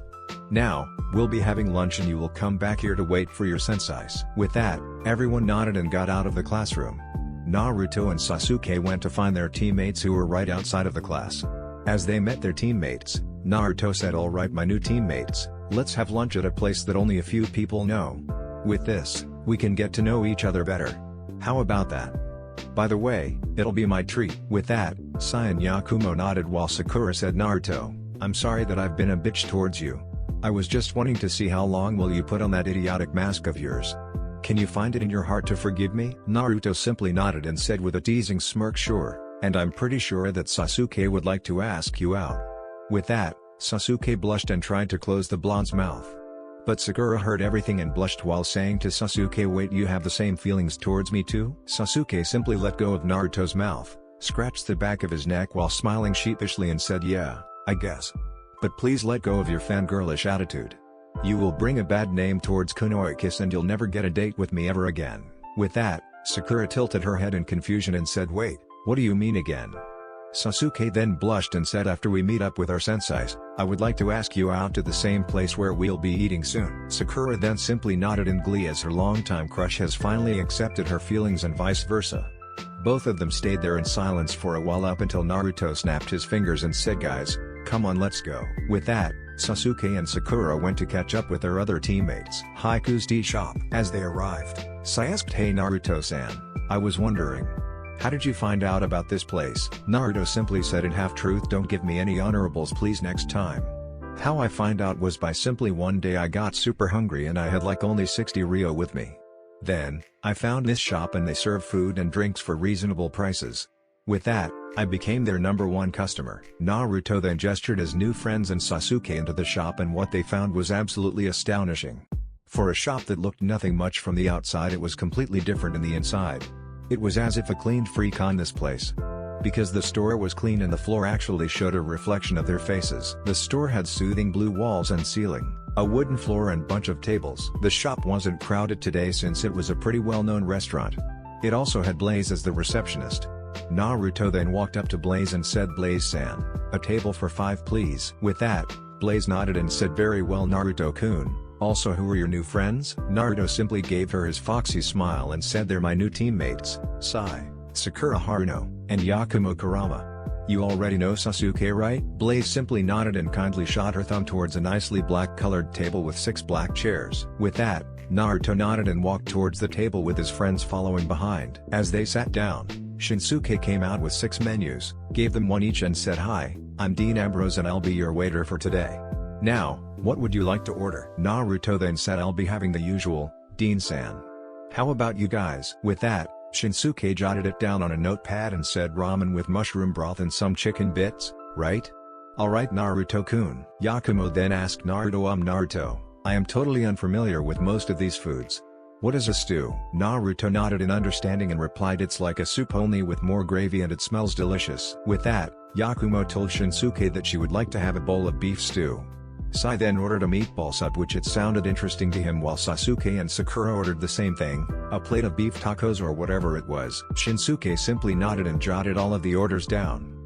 Naruto then ordered, Dean-san, the drinks will be a pot of Haiku's surprise. If you don't mind. Shinsuke then smiled and said, excellent choice coming from our #1 customer. Is that all? Naruto simply nodded as Shinsuke grabbed the menus. He then asked Sai and Yakumo, hey Sai, Yakumo, I was wondering what are your best fields of techniques? Since I've grown quite accustomed to Sasuke and Sakura's abilities. Yakumo was the one to answer first. I'm best in the genjutsu field as I was Kuronayuhi's apprentice for a short while. Naruto simply nodded and then looked at Sai, who answered, I'm good in art and ninjutsu as I am very fond of drawing really. With that, Naruto nodded and said, well, we will be one hell of a team in the battlefield. That's all I can say. Then, they sat there sharing funny stories. All of it was funny and all, but Naruto's took the cake. It involved him, Raito, a camera, a certain orange book and an angry Shizune. When Naruto told his, everyone else laughed until they hurt their stomachs. As they finished laughing, their food arrived, and when Shinsuke served the Haiku's surprise, it was definitely a surprise to all of them. The drink was a blackish red liquid with little bubble-like jelly in the bottom. As they got a glass each, Shinsuke poured all 6 of them the drink equally. With that, Naruto said itadakimasu, with his friends following his example. As his friends took a bite of their respective food, they felt a massive explosion of flavors. Time skip. As they finished their food, Naruto raised his hand towards Shinsuke and asked for the bill. As Shinsuke nodded, Levi came out of nowhere and said, don't need Naruto-kun. This is your 100th time eating in this restaurant. So, today will be on the house. With that, Naruto nodded while the girls drooled at the sight of Levi, but Sakura then said sorry to Sasuke, who said, it's okay Sakura, Eren-san is really good looking. Naruto then got up and said, alright guys, time to get back to the academy. Let's go. With that, everyone nodded and left the restaurant. Levi then thought, a team of 5A? Haha, reminds me of when I was placed in a team with the guys' academy. As Naruto and the others got there, only Team 7 was there and Naruto knew the reason why. Kakashi's late again.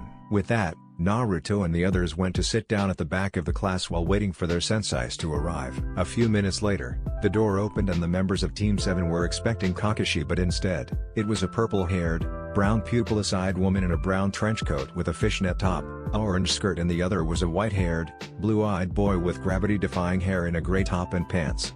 He was also wearing black fingerless gauntlets from his fists to his elbows. This were Anko Mitarashi and Raito Hatake.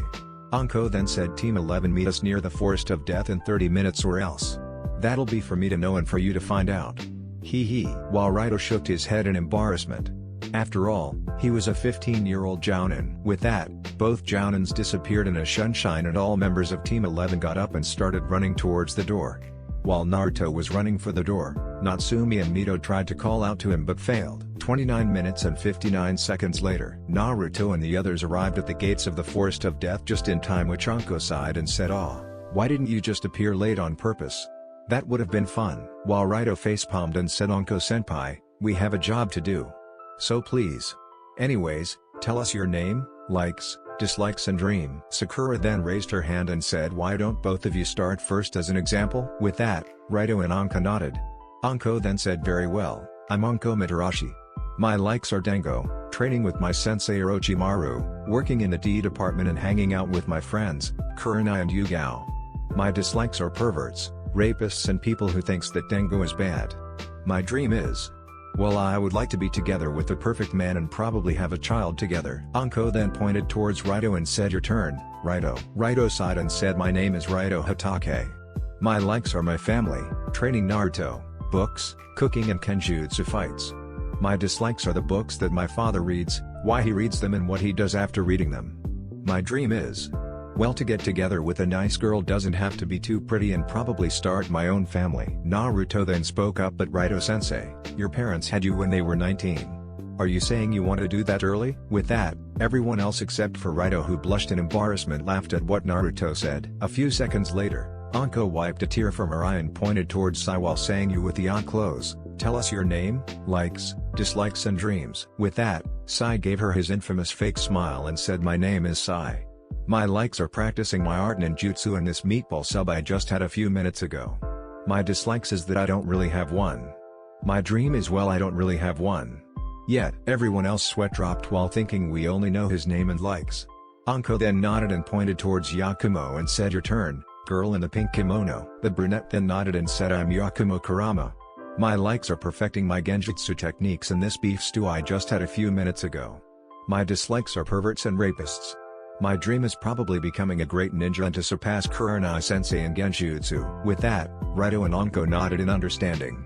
Then, it was Raito's turn to point towards Sakura and said, "Your turn, pink-haired." Sakura nodded and said, "I'm Sakura Haruno. My likes are, well, Sasuke and probably training together with my friends. My dislikes are, well, it used to be Ino but now I think I dislike fangirls since it has given Kunoichis a bad name and perverts. My dream is to probably become a great ninja and have a family with Sasuke." Sasuke simply blushed when he heard his name and family were in a sentence together, while Raito and Anko thought the same thing. Wait, what? The records say that Sakura was a fangirl herself, but now? I'm not too sure. Raito then pointed towards Sasuke and said, "Uchiha, your turn." With that, Sasuke nodded and said, "I'm Sasuke Uchiha. My likes are Sakura, training with my friends, my family and a certain manga called Bleach. My dislikes are people who say that one is monster even though they know that they are monsters themselves. My dream is to become the clan head of the Uchihas, beat my brother for the title and kill a certain traitor." With that, Raito gulped as he knew Shisui well. He still didn't understood why he turned his back towards Konoha. Anko then nodded and pointed towards Naruto, whose right hand was acting crazy.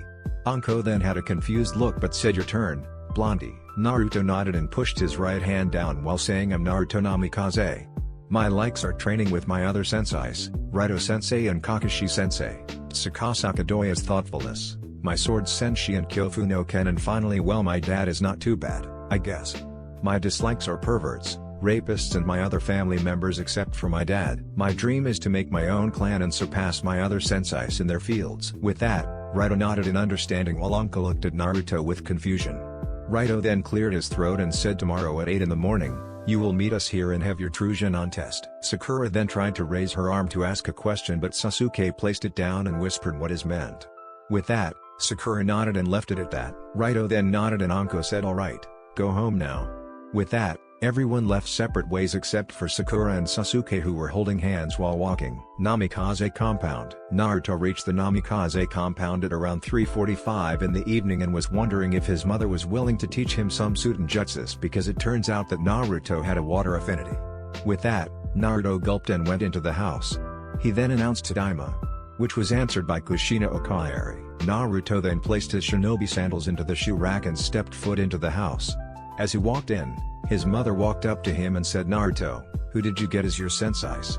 I would really like to know. Naruto nodded and said I have Anko and Raito Niikan as my sensei, Kasama. Kushina simply brightened up as Naruto finally started to be less cold towards her. Naruto then asked Kasama, I've been meaning to ask. Could you teach me some Jutsu? Because I don't really know anyone who's good in Jutsus except you and it's also because that I have a strong water affinity. Kushina quickly nodded and said sure, on one condition. Don't use them on your comrades. Now, come on to the training ground. I'll be there in a second. Naruto nodded and walked towards the personal training ground of the Namikazes. It wasn't too big or wasn't too small. It had trees to practice tree walking and a large pond to practice Jutsus and water walking. Naruto then placed his katanas onto the ground and waited for his mother to appear. A few seconds later, Kushina in her shinobi clothes appeared in a sunshine and said to her son alright, now what would you like to start with? Naruto already knew what he wanted to learn and said this were Udan no Jutsu, please. With that, Kushina nodded and said very well, repeat my hand seals after me. Naruto then nodded and copied his mother's hand seals. The moment he finished doing all of them, Naruto shouted Suten, Suryudan no Jutsu. Suddenly, a giant water dragon appeared from the lake and dispersed a few seconds later. With that, Kushina clapped her hands at her son's achievement but also shocked that her son was a prodigy. She then said that's amazing, Sochi. You really do deserve that Rookie of the Year title. Naruto then gave her a genuine smile and said I guess so. I mean, I'm not that good really. Kushina nodded and suddenly saw Naruto's katanas. She then asked say Naruto, where did you get those katanas? Naruto then grabbed his katanas and placed them in a sash that was wrapped around his waist. He then said do you by any chance know of a man named Tsukasa Kadoya? Which Kushina nodded in response. Naruto then said he gave them to me on my 7th birthday after the moment my birthright was taken away from me. Kushina then flinched and said Sochi, I'm really sorry. Naruto shook his head while smiling and said it's okay, Kasama. If my birthright wasn't taken from me, then I would never have met my sensais. With that, Kushina smiled back and asked I have to ask you something. Who are your sensais other than Raito and Anko? I kinda need to know and also, why is there an eye on your right hand? Naruto looked at her confused and looked at his right hand to see that there was 2 eyes and mouth on his said hand. With that, the sudden creature began to speak hi Naruto and his mother, I'm what is known as a Kiseiju I believe. You can call me Miji since I am your right hand now basically. Naruto and Kushina looked at the parasite with confusion. Kushina silently tried to take out a kunai from her pouch but was stopped by the parasite who said don't. If you kill me, then your son will not have a right hand anymore thus not being able to become a ninja anymore. Do you want that? Since you've just reconciled with him just a few seconds ago. With that, Kushina sighed and placed her kunai back into her pouch. She then said why are you here, Migi? Miji then turned into a cuter version of himself and said I was tasked by Tsukasa Kadoya to become a companion of your son. Anyways, Naruto just tell her about your sensais already. With that, Naruto sighed in defeat and said Kasama, don't freak out but the Gounins are still alive and yes, they are my sensais. Kushina simply jaw-dropped and said wait, so Levi is still alive then? Naruto nodded and said however, he doesn't want to see any of you yet after you've neglected me. Anyways, thank you Kasama for teaching me a Jutsu. I may need it in the future. Naruto then looked at Miji and said don't do that ever again, Migi. Miji simply responded in a nodding motion and went into sleep thus having Naruto his right hand back. Naruto then turned to his mother and said Kasama, I have to go out for a while now. I will explain how I may have gotten this Kiseiju after dinner. Kushina nodded and Naruto disappeared in a Goka Sunshine, the same training ground where Naruto met his sensais. As Naruto got to the spot, he saw his new sensais were already waiting for him with new weapons and equipment for his training. Altair then said okay Naruto, put on all of this equipment including the wristbands and then make as many clones as you want. So that, We can finish your training." With that, Naruto quickly put on the equipment and did a hand seal while shouting Gokubushin no Jutsu. Suddenly, 555 Naruto clones appeared and started their training. 30 minutes later, all of the clones completed their training. Like all of it. Because they did it so quick that they kept asking for more. With that, all 4 men disappeared in a flash of light, but not before congratulating Naruto. Remnant. Crow woke up in an open coffin. When he got up, he heard crying from Ruby, Yang and many more including Ironwood. He also heard his wife giving a speech saying he may be a drunk. But, he was my drunk and the father of my child. Crow, please if you could just suddenly come back to life. Crow then decided it was showtime and dramatically raised his hand as if he was returning as a zombie. He then got up and said, "Hey honey, why am I in a coffin?" With that, Crowbran 1 was slapped and kissed by the most beautiful woman in his life while creating a miracle in remnant history. A few seconds later, to say that Naruto was confused why his new senseis disappeared was a complete understatement. He was simply baffled for a few seconds but then realized that they have already done their part of the deal. With that, Naruto shrugged and tried out his customized sword with a clockwork mechanism of indeterminate nature built into the space above the hilt, and a pair of parallel handguards is set beneath. The sword could also take a form of a scythe by pressing a button. This was given by Crow since Crow was the one who taught him or rather his clones how to use a scythe. With the memory feedback given by his clones, Naruto quickly sliced open several dummies with a single strike. With that, Naruto smiled and looked at his new weapon while saying, "I should name you Deathstalker and I should probably keep you in a storage scroll." With that, Naruto decided to take out an empty storage scroll and place Deathstalker into it. Thus, the Deathstalker was transported into the pocket dimension until Naruto would like to use it again. Naruto then tried out the hidden blades as Altair would call it by jumping onto a random dummy and stabbed it in the temple area. As he retracted his blade out, the stuffings from the temple area of the dummy started to come out and all it left was an unstuffed dummy head. With that, Naruto was yet again impressed by its design, uses and advantages. Naruto then thought, "I should probably put both of you in the same storage scroll as well." Naruto then removed the hidden blades and placed them into the same storage scroll. With that, his hidden blades went into the pocket dimension as well. Naruto then put his left hand onto the back of his shoulder to feel a gun handle. With that, he brought it forwards while placing his index finger on the trigger. He then realized that it was a rifle sniper as it had a scope on it. He then smirked as he looked up and saw a bird flying. With that, Naruto decided to aim his sniper rifle towards the bird, placed his left eye onto the scope and pulled the trigger. As the bullet flew, a gunshot was heard and the bullet pierced through the bird. Naruto just couldn't help but to smirk at his new weapon and his new abilities. Not only has his eyesight got better with the help of the eagle vision, he also realized that he wanted to shoot powerful projectiles from his hands towards random people while shouting Hadouken. He did exactly that after storing his sniper into a storage scroll as he felt a sudden pulse from both of his katanas. With that, Naruto sensed jealousy coming from Kyofu no Ken and Senshi, but more to Kyofu no Ken. Naruto then decided to look up to the sun setting, which meant he needed to get home. With that, Naruto did a hand seal and Gokubushin into his house, Namikaze compound. As he got there, he was greeted by the shocked look given by his mother, but then turned into a sour look and said, "Naruto, next time do it outside the house. Because you left scorch marks on the 6,000 Rio carpet." With that, Naruto realized his mistake and rubbed the back of his neck sheepishly while saying, "Gomen Ka-sama, I forgot that the Goku Sunshine leaves those kind of marks." Kushina simply shook her head and said, "It's alright, I hated that carpet anyways. Also, can you explain about Migi?" Naruto nodded and shook Migi awake. As Migi woke up, Minato walked into the living room while saying to Dai, "Naruto, why does your right hand have an eyeball?" Naruto looked at his father with an embarrassed smile and said, "It's a long story, so it goes like this." Adds flashback in chapter 3, and that's how I got Migi, I think. Minato couldn't believe it, but when he saw Migi nodding to the explanation, he shrugged and said, "If the council know about this, then they will try to take it away from you, regardless." In response, Migi did a shaking head gesture and said, "That cannot be done. You see, Hokage-sama, once my kind is with a host or body, I am attached to him or her until he or she dies. So by trying to mass produce, I will die instantly." Minato and Kushina then nodded in understanding. Migi then looked at Naruto and said, "I'm tired, I need to sleep, zzzzzzzzz." With that, Naruto regained his right hand control back and said in a low tone, "Don't tell this to any of my siblings yet. I don't want any of them, or more specifically Menma, to gossip about it." Minato, not wanting to be treated coldly by his son, simply nodded, and so did Kushina. With that, it went totally quiet for a few seconds up until Kushina said, "Anyways Naruto, we can't have dinner yet since your siblings are not here and I haven't prepared dinner yet.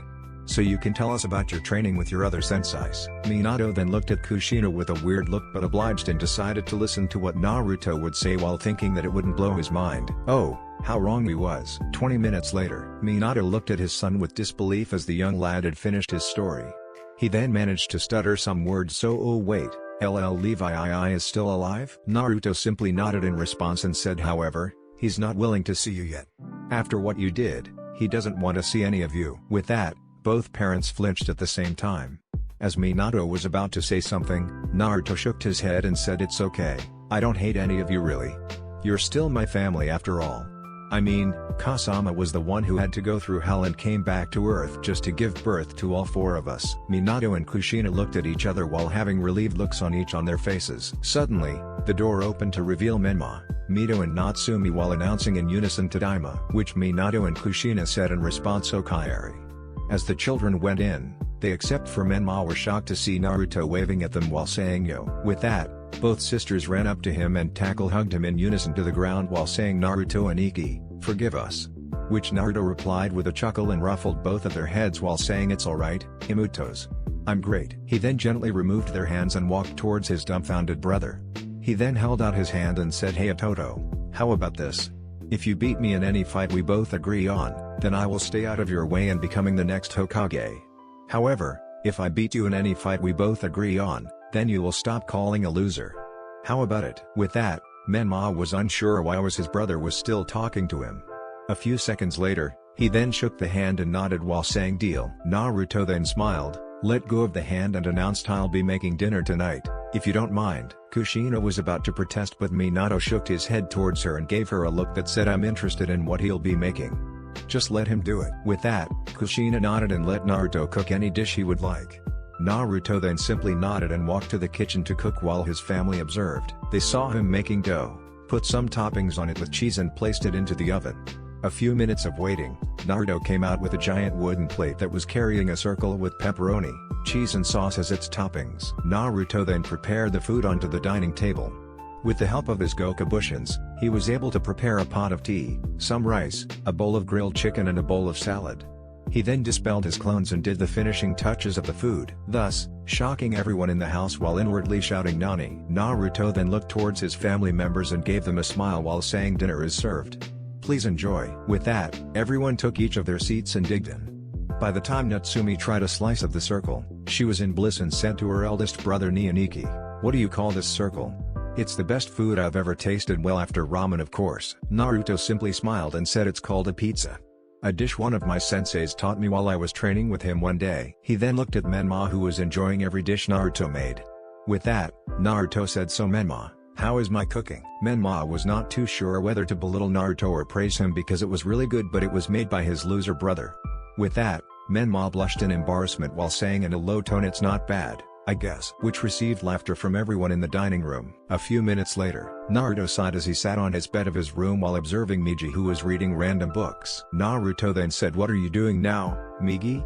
Miji then turned towards Naruto and said finding information about chakra and the shinobi world. Naruto shook his head and asked well, what have you found out? Miji then said with no emotion in his voice I've learned about Jinchurikis which means a sacrifice for a human being to seal a powerful tailed beast or demon inside of them. Naruto nodded and said yes that happens to be all three of my siblings. Miji shook his head or rather hand and said what do you mean three?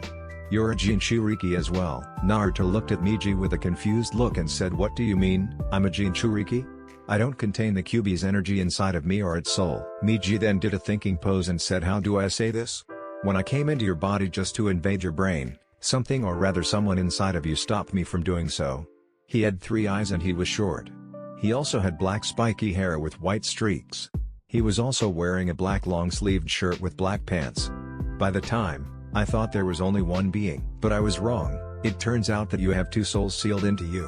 One of them, the man who I was referring to was definitely a demon. Then, there was another person who looks around your age.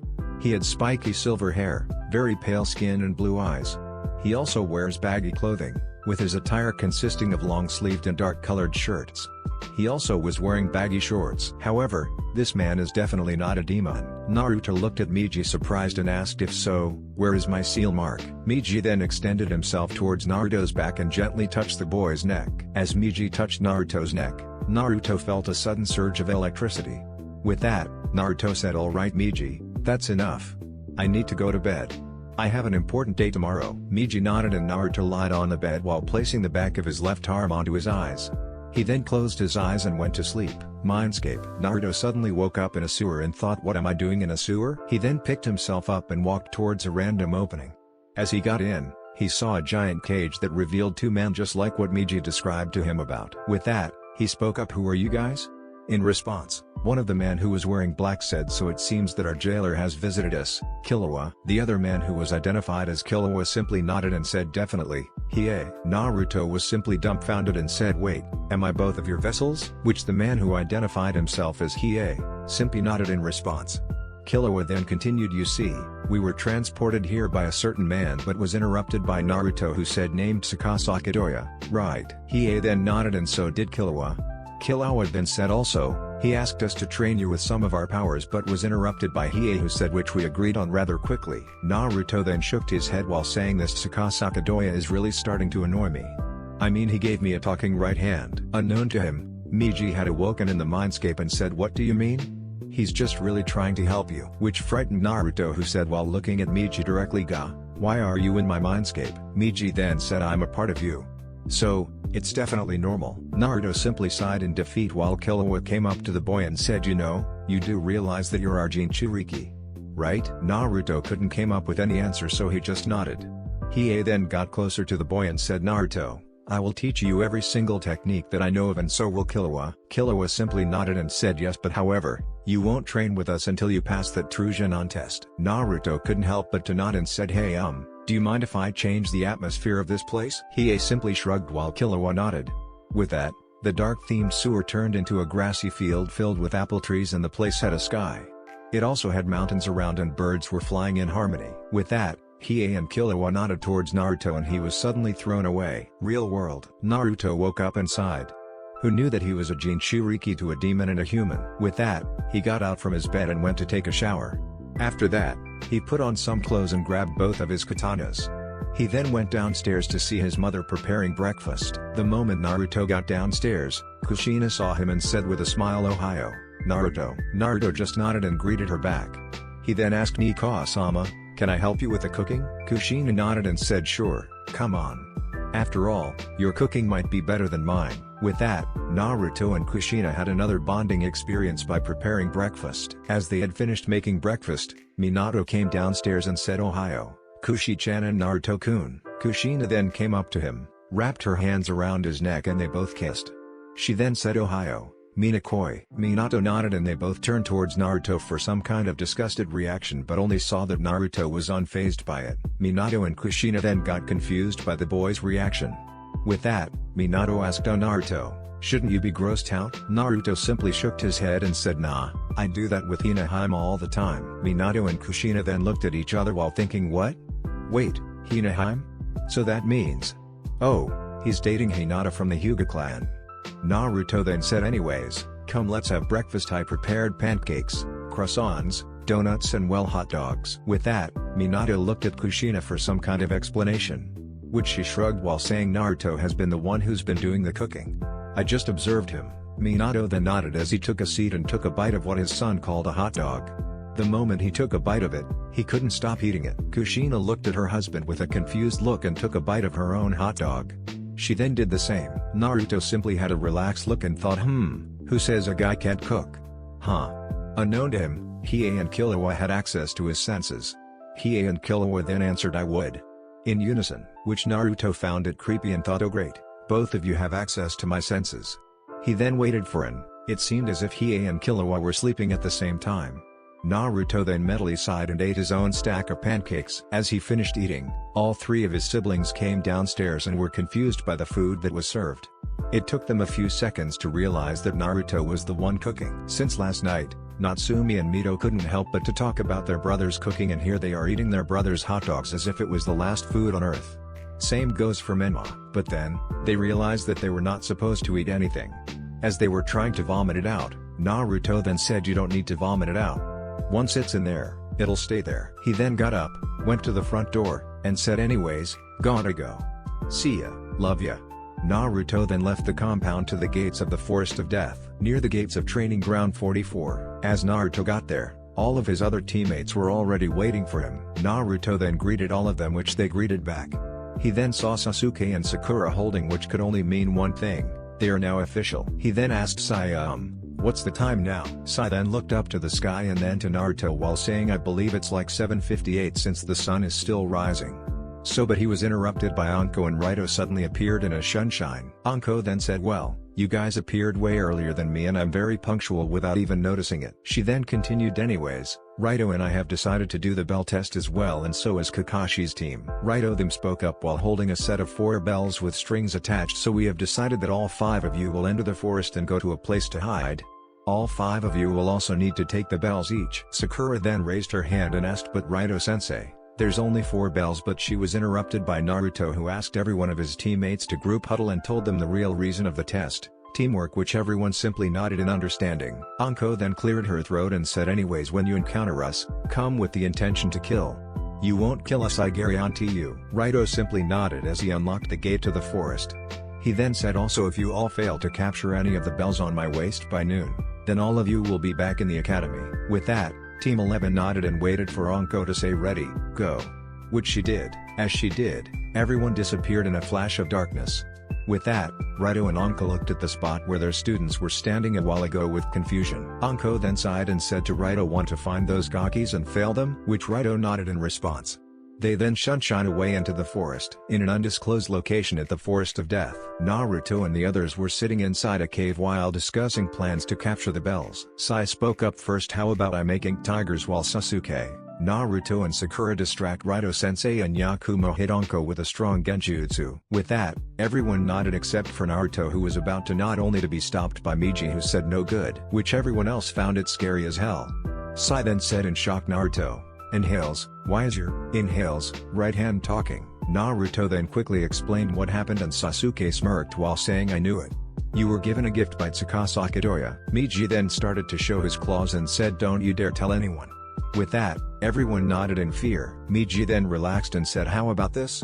Sasuke, you hit both of them with a Katen jutsu, and when they dodge, Naruto will hit Anko with a Kinshasa and Anko will try to block it only for her hands being bruised and will have difficulty to do hand seals. Then, Yakumo do genjutsu that is super scary beyond belief. Since I've heard your genjutsu is drawing based, then I will give you a design of the creature I would like for you to draw. Naruto then will grab the bells quickly and Yakumo will have to dispel it. However, Sai will make an ink creature of the same design to scare them a little bit more. Then, that's where Sakura comes in. You will have to make a trap that will immobilize them. With this plan, it will be totally foolproof. With that, everyone was simply impressed by the tactics given by a talking right hand. Naruto then simply nodded to the plan, and so did everyone else. At a different location, Raito and Anko were searching for the brats for like a few seconds ago. As they were getting bored, Raito suddenly smelled fire coming straight towards them. He then said to Anko, duck. Which she did as a giant ball of flame known as the Katen Gukyaku no Jutsu was heading straight towards them. As they avoided the flame, a familiar blonde suddenly appeared in front of Anko in midair while doing a jumping turning kick motion. Anko then tried to block it with her hands only to be shocked by his sudden shout of Kinshasa, and bruised her said hands. She then flicked both of her hands as if she was having Parkinson. Raito then tried to slash Naruto with his katana, but Naruto blocked it with senshi. Naruto then showed his tongue and said Yakumo. Now, Raito was confused by what he meant when suddenly, Anko and him were stuck in some kind of genjutsu world. They were in a dark room with only a door. There was no designs, no furniture, just darkness. As Raito and Anko was about to dispel it, the door suddenly opened by itself to reveal a creepy doll wearing a white dress. Raito was enthralled by this and went to touch it. As he touched it, Raito and Anko had to experience the events of the true life story of Annabelle. Meanwhile, in the real world, Naruto and the others were laughing their butts off as Raito and Anko were rolling on the floor in fear.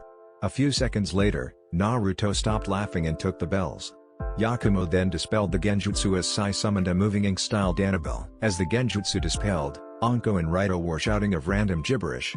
However, when they saw the Annabelle, they were shouting like, oh no, not her again. And please make it stop. Unknown to both of them, Sakura was waiting inside a bush with ropes and a log. She then heard Naruto's signal of toot toot. Then it was showtime and Sakura managed to tie both of them to a log. When Raito and Anko realized, they simply sighed and Raito said, so it seems that you guys know the true meaning of test, which Naruto nodded rather quickly and said it was a test of teamwork, right guys? Everyone else simply nodded in agreement. Anko then sighed again. I guess that we'll have to pass all of you in record time, 2 minutes and 23 seconds.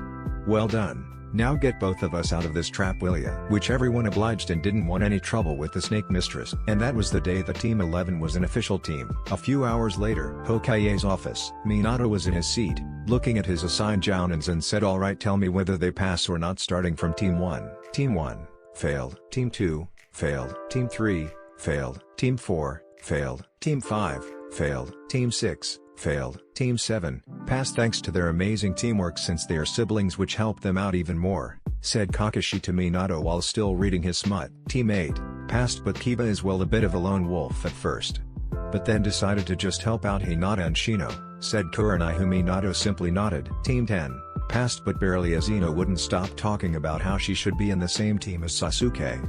However, she realized that she should help out as well, said Asuma while still smoking his cigarette. Everyone then turned towards Anko and Raito, who were unsure on what to say.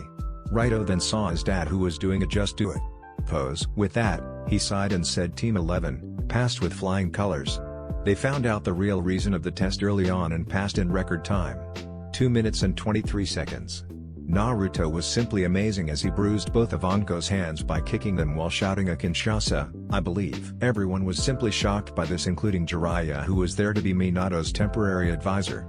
Anko then showed her still bruised up hands to everyone and said, Hokage-sama, that son of yours is one hell of a fighter. I'll tell you that. Minato then simply nodded, as he had already known of Naruto's abilities. He then said, alright, send the failed ones back to the academy and find the suitable teammates for every one of them. Now, everyone dismissed, including Jiraiya-sensei. Except for Raito, I will need to talk to you, I'm afraid. With that, Jiraiya and every Jounin except for Raito disappeared in the sunshine. However, Raito noticed his father giving a thumbs up and winked before disappearing. Minato then cleared his throat and said to Raito-san, my eldest son's team really did passes in flying colors? Which Raito nodded rather quickly and said he really did. I mean, he actually made a tactic that was foolproof. With that, Minato nodded in understanding and said, okay, you are now dismissed. Jounin Raito. Raito simply nodded and disappeared in a sunshine. Minato then sighed and thought, if this keeps going on, I'll be beginning to think that Naruto is the child of the prophecy.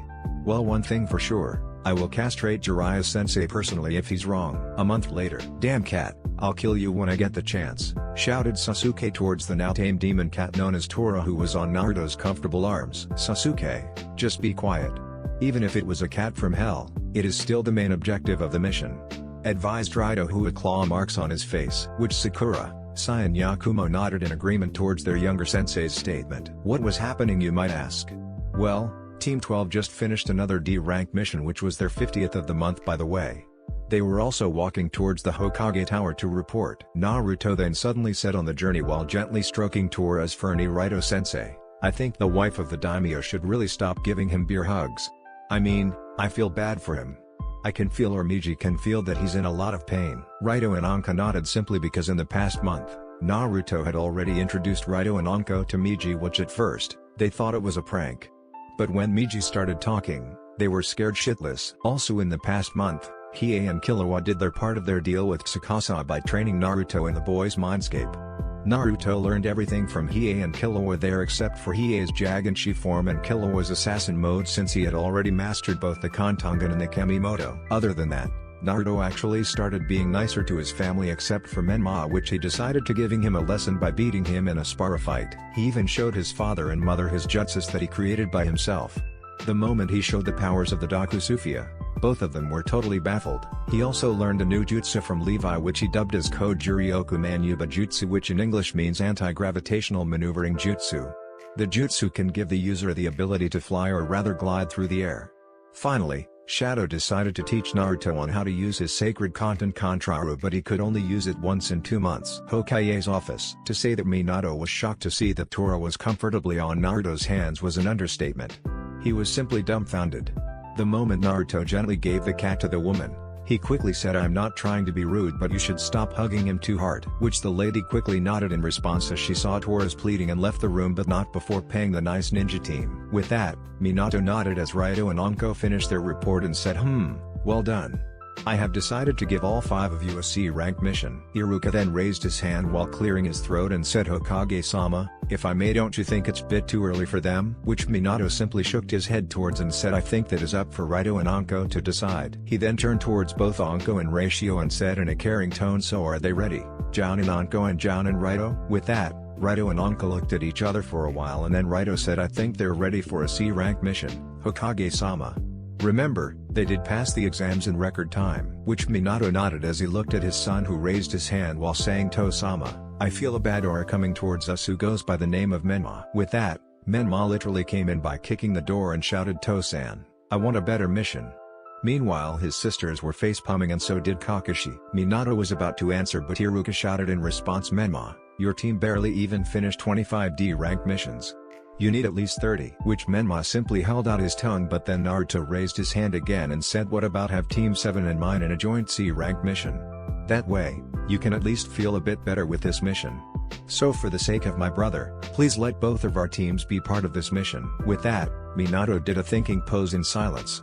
In that moment, everyone else in the room couldn't help but to feel a bit tense except for Naruto who was thinking of how to master the Kanten Kontraru without having to only use it once a month. A few seconds later, Minato nodded and said, very well, Naruto. Iruka, get an Anbu to fetch Tazuna. With that, Iruka simply nodded and went outside to get an Anbu. He then came back in and an Anbu appeared in a sunshine alongside a middle-aged man wearing glasses. He was also holding a half-finished sake bottle. As the man saw everyone in the room other than Minato and Iruka, he simply complained, Hokage-sama, I asked for real ninjas, not a blue-wearing duck head, a crop top-wearing pale-looking boy, a girl who looks like she's about to die, a pink-haired girl with an odd forehead and a few quadruplets. Wait, actually the blonde in black looks cool. With that, Menma tried to charge towards the man only to be grabbed by both Natsumi and Mito. Kakashi then cleared his throat and said, well, Tazuna-san, my son's team and mine can surely take whatever mission you want us to do. The man who identified himself as Tazuna simply nodded and was about to take a swig of his sake only for it to be sliced in pieces by Senshi. As Tazuna looked at Naruto who's sheathing Senshi, he said, don't underestimate my team or my siblings. We can surely handle a few tasks. With that, the middle-aged man nodded in fear while Minato who widened his eyes thought, wow, that was really fast. Amazing. Even I couldn't see that coming and I'm the fastest man alive. Minato then cleared his throat and said, anyways, both of your teams will be escorting and protecting Tazuna until he finishes his bridge. All of you will leave in 2 hours. And Kakashi, don't be late. With that, everyone left the room and went to their respective rooms to pack their stuff. For Naruto, he had to bring a number of storage scrolls so that he could carry his stuff way easier. As he placed all of his stuff into his storage scrolls, he then turned around to see both of his sisters looking at him with confused looks. With that, Naruto then cleared his throat and said, what? Is there something wrong? Mito then raised her hand and said, Oni-chan, why haven't you packed a bag? Shouldn't you at least have one to store all of your supplies? Naruto simply chuckled in response and said, Dorimoto, you see, I used a storage scroll to store all of my supplies. With this, I can carry anything that I want without carrying too much weight. With that, both sisters did an look and nodded. Naruto then said as he looks at his alarm clock, anyways, we have some time to kill. So, what do you want to do? Both Mito and Natsumi looked at each other for a moment and nodded at the same time. Natsumi then said, we want to know more about you, Aniki. With that, Naruto simply couldn't help but to nod and said, I guess it would be alright. Very well. On the day when Menma was announced to be the next clan head, I ran away to a random training ground and started punching a random tree while crying.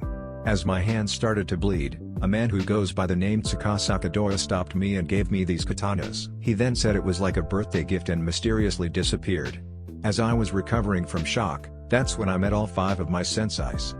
They accepted to me to be their apprentice and taught me everything they know. Their respective wives, well except for one, taught me about morals, reading and life lessons. Also, one of my senseis taught me how to cook. That's why I can cook really well. Mito and Natsumi were completely baffled by their eldest brother's story. All they could think was, who is this Tsukasa Kadoya?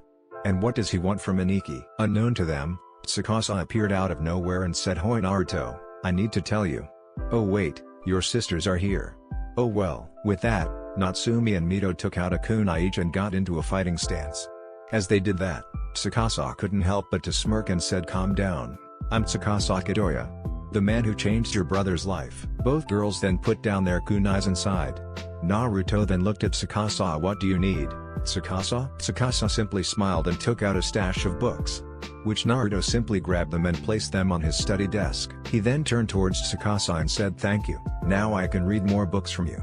I must say that they are very nice to read." Which Tsukasa simply chuckled and said, "Well, I did guess you would finish the book I gave you yesterday.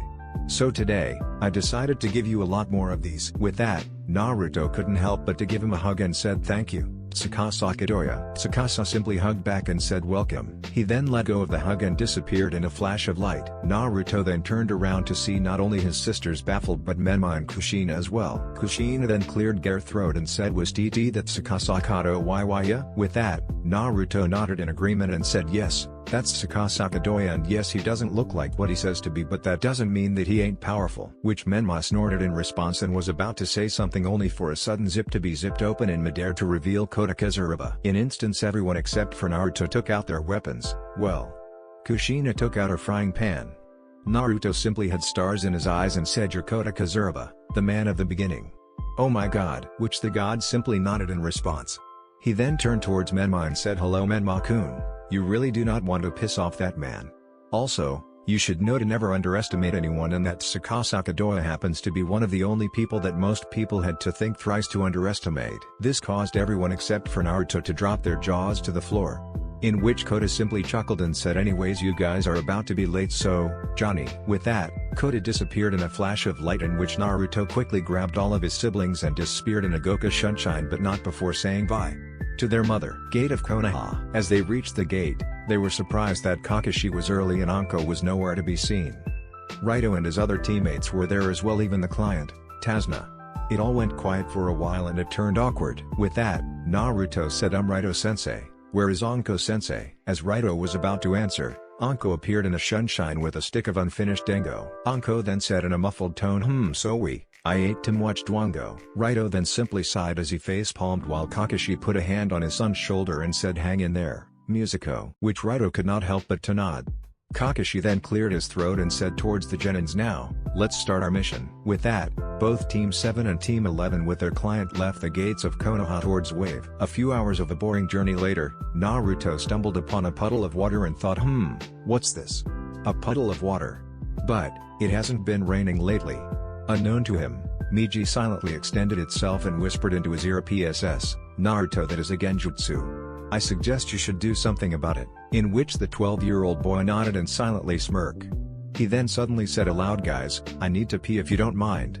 Can all of you turn around?" With that, everyone simply nodded and turned around.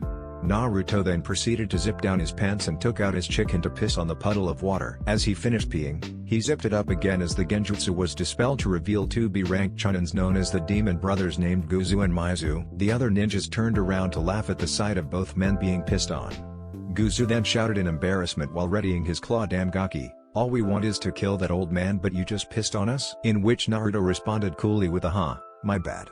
You're still gonna die though." With that, Guzu and Maizu charged towards Naruto in Chunin speed while trying to strike, only for the boy to unsheath both Senshi and Kyofu no Ken and blocked both strikes. Which surprised his siblings at how quick their brother reacted. As the Demon Brothers looked at Naruto with shock, the boy simply smirked and said, "Sasuke, Sai, formation 4. With that, Sasuke and Sai nodded and ran with Sasuke up front while Sai at the back readying his tanto. Sasuke then jumped and gave Guzu a swift roundhouse kick to the head and succeeded, while Sai tried to stab Maizu only to be blocked by the said ninja.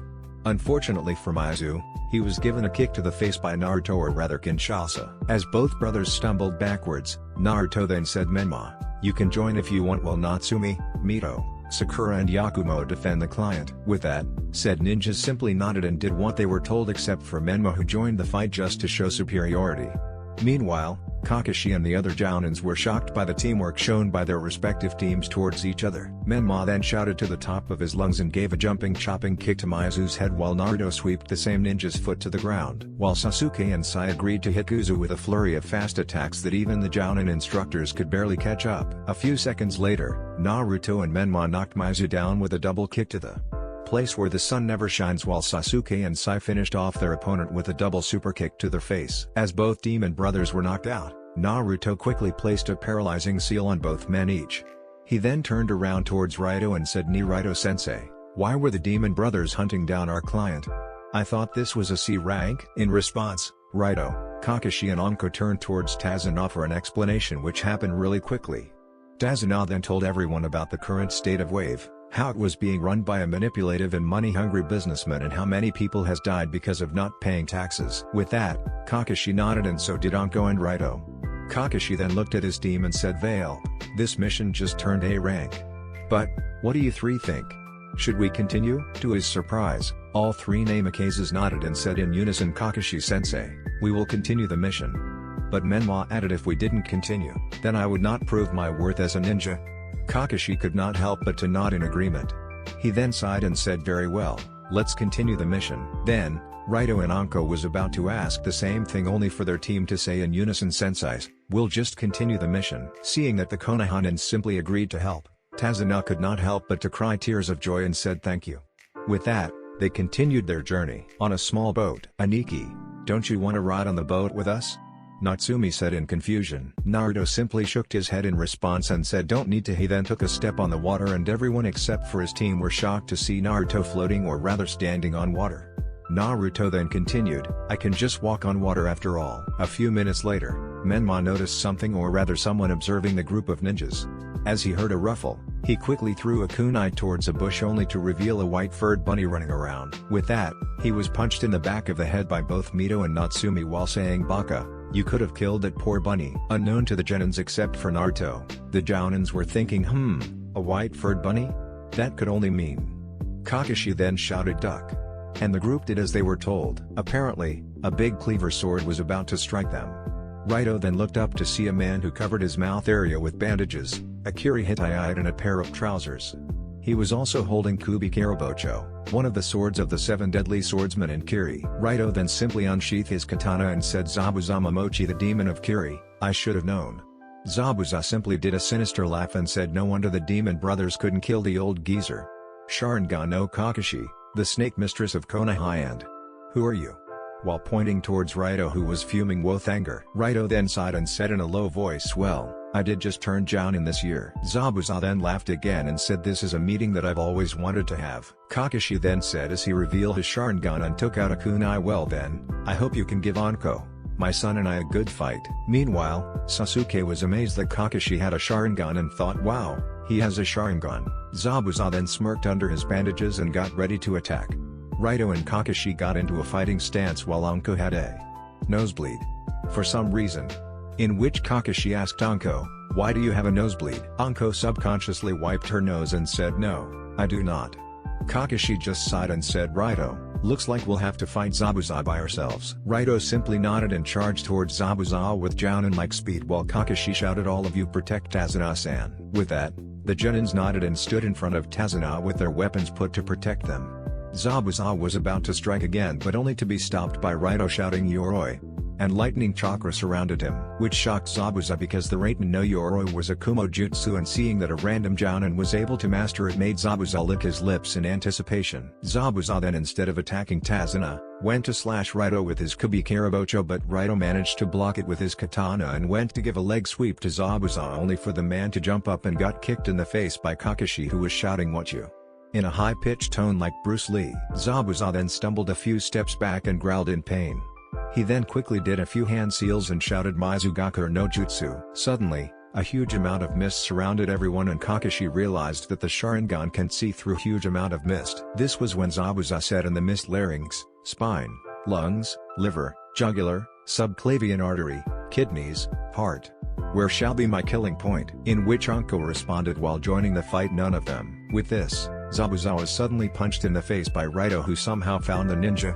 Zabuza then growled in pain and Kakashi got behind him and did a German suplex so that they could battle on ground. As Zabuza landed, he was suddenly grazed in the cheek by a random kunai that was thrown by Anko only to find him disappearing in a puddle of water. This caused all three ninja to be dumbfounded and were suddenly wrapped in a globe of water named the Suro no Jutsu.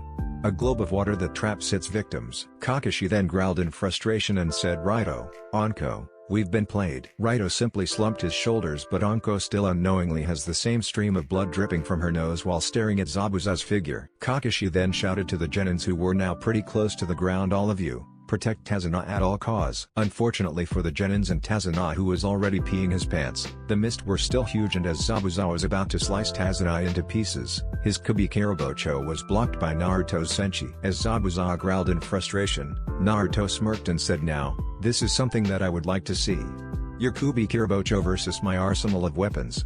Who would win?" Zabuza then was kicked in the chest by Sasuke and Sai, who decided to join the fight.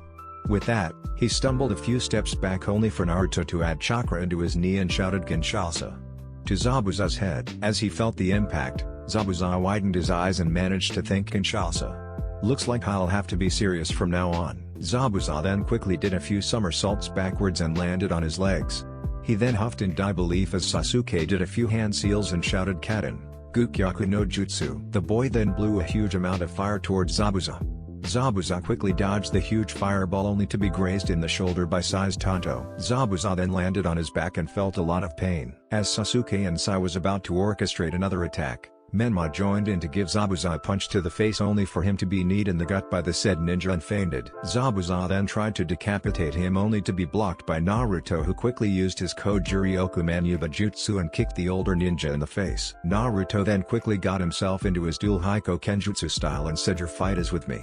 I'll show you that Senshi and Kyofu no Ken can make your Kubikirabocho into a dandelion." Which Zabuza growled in anger and went to strike Naruto with a huge swing. Naruto was quick enough to block it, but both Kyofu no Ken and Senshi went flying into a tree. Naruto then clicked his tongue in frustration and dodged another strike by Zabuza. He then jumped to back of Zabuza and kicked him in the back of the neck. As Zabuza went flying forwards, everyone else, except for Menma, were enjoying the scene. Natsumi and Mito simply thought in unison at the fight scene Shugai, while the others were just enthralled by the action. Naruto then sighed as Zabuza recovered from his fall and said with a sinister laugh, "Ha ha ha, how are you going to beat me now? You don't even have a sword." Naruto then chuckled and took out his storage scroll that kept Deathstalker. He then opened it and flipped it to poof out a Deathstalker in blade form. This made everyone there, except for Menma, interested by the giant blade that appeared in Naruto's hands. Zabuza then widened his eyes in surprise and asked, "Nice sword, kiddo. But that won't beat me." Naruto then smirked and clicked a button on the hilt of the blade so that it could transform into a scythe. This caused Zabuza to feel interested by what Naruto could do to him with a weapon like that. Naruto then said, "It's not only a sword, it's also a scythe." Naruto then quickly spun Deathstalker around and did a stance that Crow taught him. He then charged towards Zabuza with speed that left after images. This amazed everyone, except for Menma, at how fast Naruto really was. Even Kakashi could barely see where Naruto really was. With that, Zabuza could barely react in time to block Naruto's slash with his Kubikirabocho. The man then tried to kick him away, only for the boy to do a couple of backflips to escape. Naruto then did a couple of hand seals and shouted Gokabushin no Jutsu. With that, 3 of Hellfire clones of Naruto appeared out of nowhere, and one of them equipped the hidden blades, while another equipped a sniper rifle and the final one used the Ansatsuken pose. This caused Zabuza to be shocked by the boy's ability and quickly block a shot by the sniper Naruto clone. He then quickly threw a kunai and dispelled the clone. The bare-handed clone then went to try and Shoryuken Zabuza only to hit a log that Zabuza managed to Kawarimi and dispelled by itself. Zabuza then hid in the trees and suddenly heard a shink sound from behind. He then quickly backflipped away and attacked the clone by slashing it with his Kubikirabocho. The clone then dispelled and revealed the original that went for an horizontal spinning slash towards Zabuza but managed to shine away. As Naruto stared at the spot in disbelief, he was then kicked in the back and fell forward to the ground. Zabuza then laughed as he was readying to decapitate Naruto and said, "You gave me a good fight. Sadly, I need to kill you." He then proceeded to go for the kill. As Naruto closed his eyes awaiting his death, the blow never came, and when he opened his eyes, Naruto saw Miji, who formed blades on his fingers that managed to block the giant cleaver by a long shot. This shocked everyone except for his team, and Menma, to see that a sudden eyeball appeared on his right hand. Kakashi then looked at Raito for an explanation, who simply said, "That's Miji, a bloodline that Naruto has that is named as a Kiseijuo. He was planning to make his own clan with it though." Kakashi then nodded in understanding and continued spectating the battle. Naruto simply sighed and said, "Thank you Miji, you're a lifesaver." Miji then quickly wrapped itself around Kubikirabocho and threw it around along with Zabuza. Zabuza then landed his back towards a tree and felt that he couldn't move anymore. Unknown to him, Naruto placed a paralyzing seal on Zabuza. With this, Yakumo and Sakura shouted while holding each other's hands in glee. That was amazing. And everyone else, except for Menma, agreed. Naruto then said, "Miji, let me have control again." In which, Miji replied with doing as it was told. Suddenly, the water prison was dispelled and the Jounin instructors ran towards Zabuza. As they were about to interrogate him, a couple of senbon needles went flying towards Zabuza's neck and he went into a dead-like state. This shocked the Jounins and Naruto as a girl in blue robes and an Anbu mask appeared out of nowhere and said, "Thank you for your help.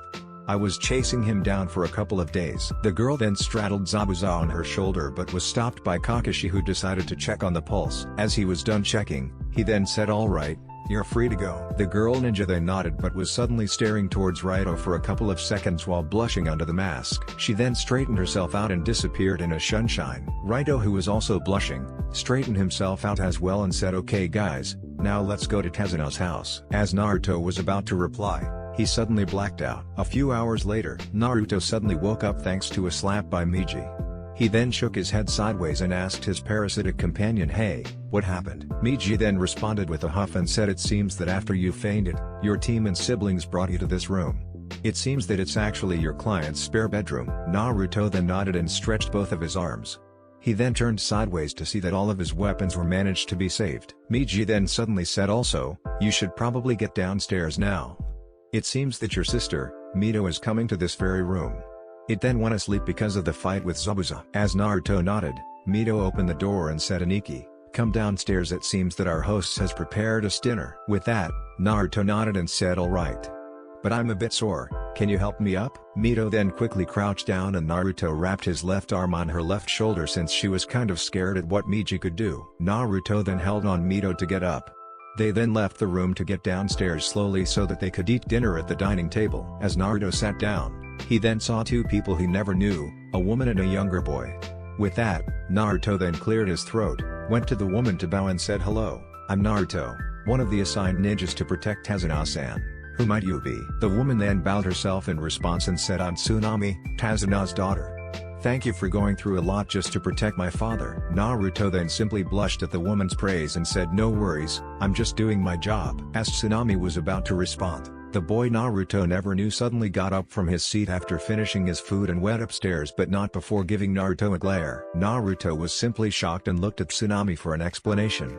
The woman simply sighed and said, "That's Inari, my son. You see, his father figure was killed by Gato for starting a rebellion against the tyrant. Till now, Inari is still bitter about it." With that, Naruto nodded and then proceeded to his own spot to finish his food. As he was eating, Raito suddenly came up to him and said, "Hey Naruto, your siblings and your teammates went out to train with both Anko-senpai and my dad. So, I'm kind of bored here. Why not have a little spar?" Naruto then nodded as he finished his soup. He then said to Tsunami, "Tsunami-san, thanks for the food." Tsunami simply nodded as Naruto quickly Goka Sunshine upstairs to the room where his weapons were. He then Goka Sunshine outside to see Raito reading a pretty familiar book that Naruto owned. With that, he quickly checked his pocket to see that the book entitled The World Among Us, written by Kota Kazuraba this time, was simply gone. Naruto then glared at his sensei, in which Raito sheepishly smiled and gave back the book to the young Shinon. As Naruto scrambled for the book again, Raito then cleared his throat and said, "I found an open space around here, now come on." Raito then led the way for Naruto towards a pretty big open space that had trees that wasn't far from Tezuno's house. As they got there, Raito then stood a few meters directly against Naruto and got into a fighting stance. He then said, "Alright, let's have a spar. Taijutsu, Kenjutsu and Ninjutsu allowed. However, you are allowed to use your other exciting weapons such as that thing with a scope on. Winner shall be decided by first blood." Naruto then chuckled and said that as a sniper, a weapon used to shoot enemies using gunpowder as accurate as possible, he then got into his own taijutsu stance and continued, "Now, let us spar." Raito then nodded and said, "Hajime." Both ninjas then ran towards each other and Raito went for a hook to the face while Naruto went for a jab. Per usual, the jab won and Raito stumbled a few steps back. The Jounin instructor then went on to defensive by putting his arms up as Naruto went for jabs after jabs after jabs. As Naruto finished his 7th jab, Raito went for a quick sweep to the legs so that Naruto could fall, only for the young boy to jump up and went for a roundhouse kick. Raito then flew into a tree, thus causing a tiny crater to be made. With that, Naruto quickly threw a kunai only for Raito to block it with his katana. The Jounin then went on the offensive by creating 2 shadow clones, and both of them decided to run towards Naruto in different direction with Jounin speed. The one on the left went for a sliding kick while the other went for a running knee. As it was the speed of a Jounin, Naruto simply felt both impacts and flipped horizontally to fall on his face. Naruto then quickly blocked Raito's slash with Senshi and both had a stare down while pushing each other's blades. A few seconds later, Raito took the advantage and kicked Naruto's shin. Naruto then grabbed a hold of his shin and gave Raito's clones the opportunity to grab one of Naruto's shoulder each. With this, Raito went for a super kick only to find out that he kicked both of his clones since Naruto overpowered them and threw both of them directly towards Raito. As Raito's clones dispelled, he couldn't find Naruto anywhere only to turn around to see Naruto running towards him while doing a tiger hand seal. He then realized, Naruto was about to take this, sensei. Your father's most infamous jutsu. Senengoroshi, shouted Naruto. As Naruto inserted both sides of his index and middle fingers into Raito's anus area, Raito was then seen flying into a tree head first. Surprisingly, he didn't bleed, but had a minor concussion. As Raito got up, he then sighed and said, I didn't have to do this, Naruto. But, you left me with no choice. He then did a few hand seals that Naruto could barely catch up and said Katen, Gukyaku no Jutsu. He then blew a giant fireball towards Naruto. As the fireball went towards him, Naruto simply smirked and held out his left hand as dark chakra spun in a circular motion to reveal his trump card, the Dakusufia. Naruto then smirked and thrusted the Dakusufia towards the giant ball of fire to suck the chakra away. With this, Raito had to admit that the jutsu was definitely awesome, but he took the chance to shine behind Naruto and kicked him in the shin only for him to be kawarimi'd with a log. As Raito was stunned, Naruto quickly took out both Senshi and Kyofu no Ken and jumped while slashing in a spinning motion towards Raito. He then shouted Hiton, Sadai Sarashu. Hearing that, Raito quickly blocked any slashes thrown by Naruto and pushed the young Shinon away. As he did so, the young Shinon then quickly got up and ran towards Raito with Chunin speed while doing a jumping knee to the head. As the knee connected, Naruto shouted Kinshasa. The knee then connected to Raito's cheek and he was about to fall. But the Jounin managed to do handstand and got back up by doing a back heel kick to Naruto's nose. As he did so, Naruto stumbled a few steps backwards while grabbing the newly injured area. Raito then gave Naruto a smirk as he saw a few drops of blood dripping from his hands. Naruto then sighed and let go of his hands as both nostrils spilled a lot of blood from his nose. Raito then chuckled and patted Naruto's head like an elder brother would while saying, "You did great, Naruto. Now, I'm going to say this. Zabuza may not be dead in the Hunter Nin but was interrupted by Naruto, who was still wiping his nose, said the one that you have feelings for. In which, Raito blushed and stammered, and no, I'm just saying that she might be an accomplice. Tosan also said that we may have a week to rest and train until Zabuza comes back. Naruto simply chuckled as his nose stopped bleeding, sheathing his katanas and said, very well, sensei. They then looked up to the sky to see that the sun was setting down. With this, Raito said, now, let's get back. It's getting very late and we had dinner pretty early. Naruto simply nodded and both ninjas went home via walking. Dazuna's house. As they got back, they were invited by the scene of Sasuke and Sai playing a game of cards, Sakura, Yakumo, Natsumi and Mito chatting, Menmar eating a certain orange book while laughing perversely, and Kakashi and Anko were just talking about past missions. Dazuna and Tsunami were nowhere to be seen. Perhaps they were sleeping and so did Inari. Naruto and Raito then looked at each other and Raito said, call it a day? Naruto simply nodded and both ninjas went upstairs and went to their respective futons to sleep. The next week, Naruto had the feeling to train his butt off for an entire day, and he did this for a few days. On the third day, however, he and his brother Menma had a falling out as Menma thought that Naruto couldn't walk on trees, in which Naruto simply ran on it. So that strained their relationship even further as Menma was still struggling with tree walking while the others who didn't master it yet did it in a matter of 2 days. Then, just now this happened. Flashback. Naruto was eating his plate of rice with fish in silence up until Inari suddenly slammed his arms on the table and said, you ninjas should just give up. There is no way that you will kill Gato.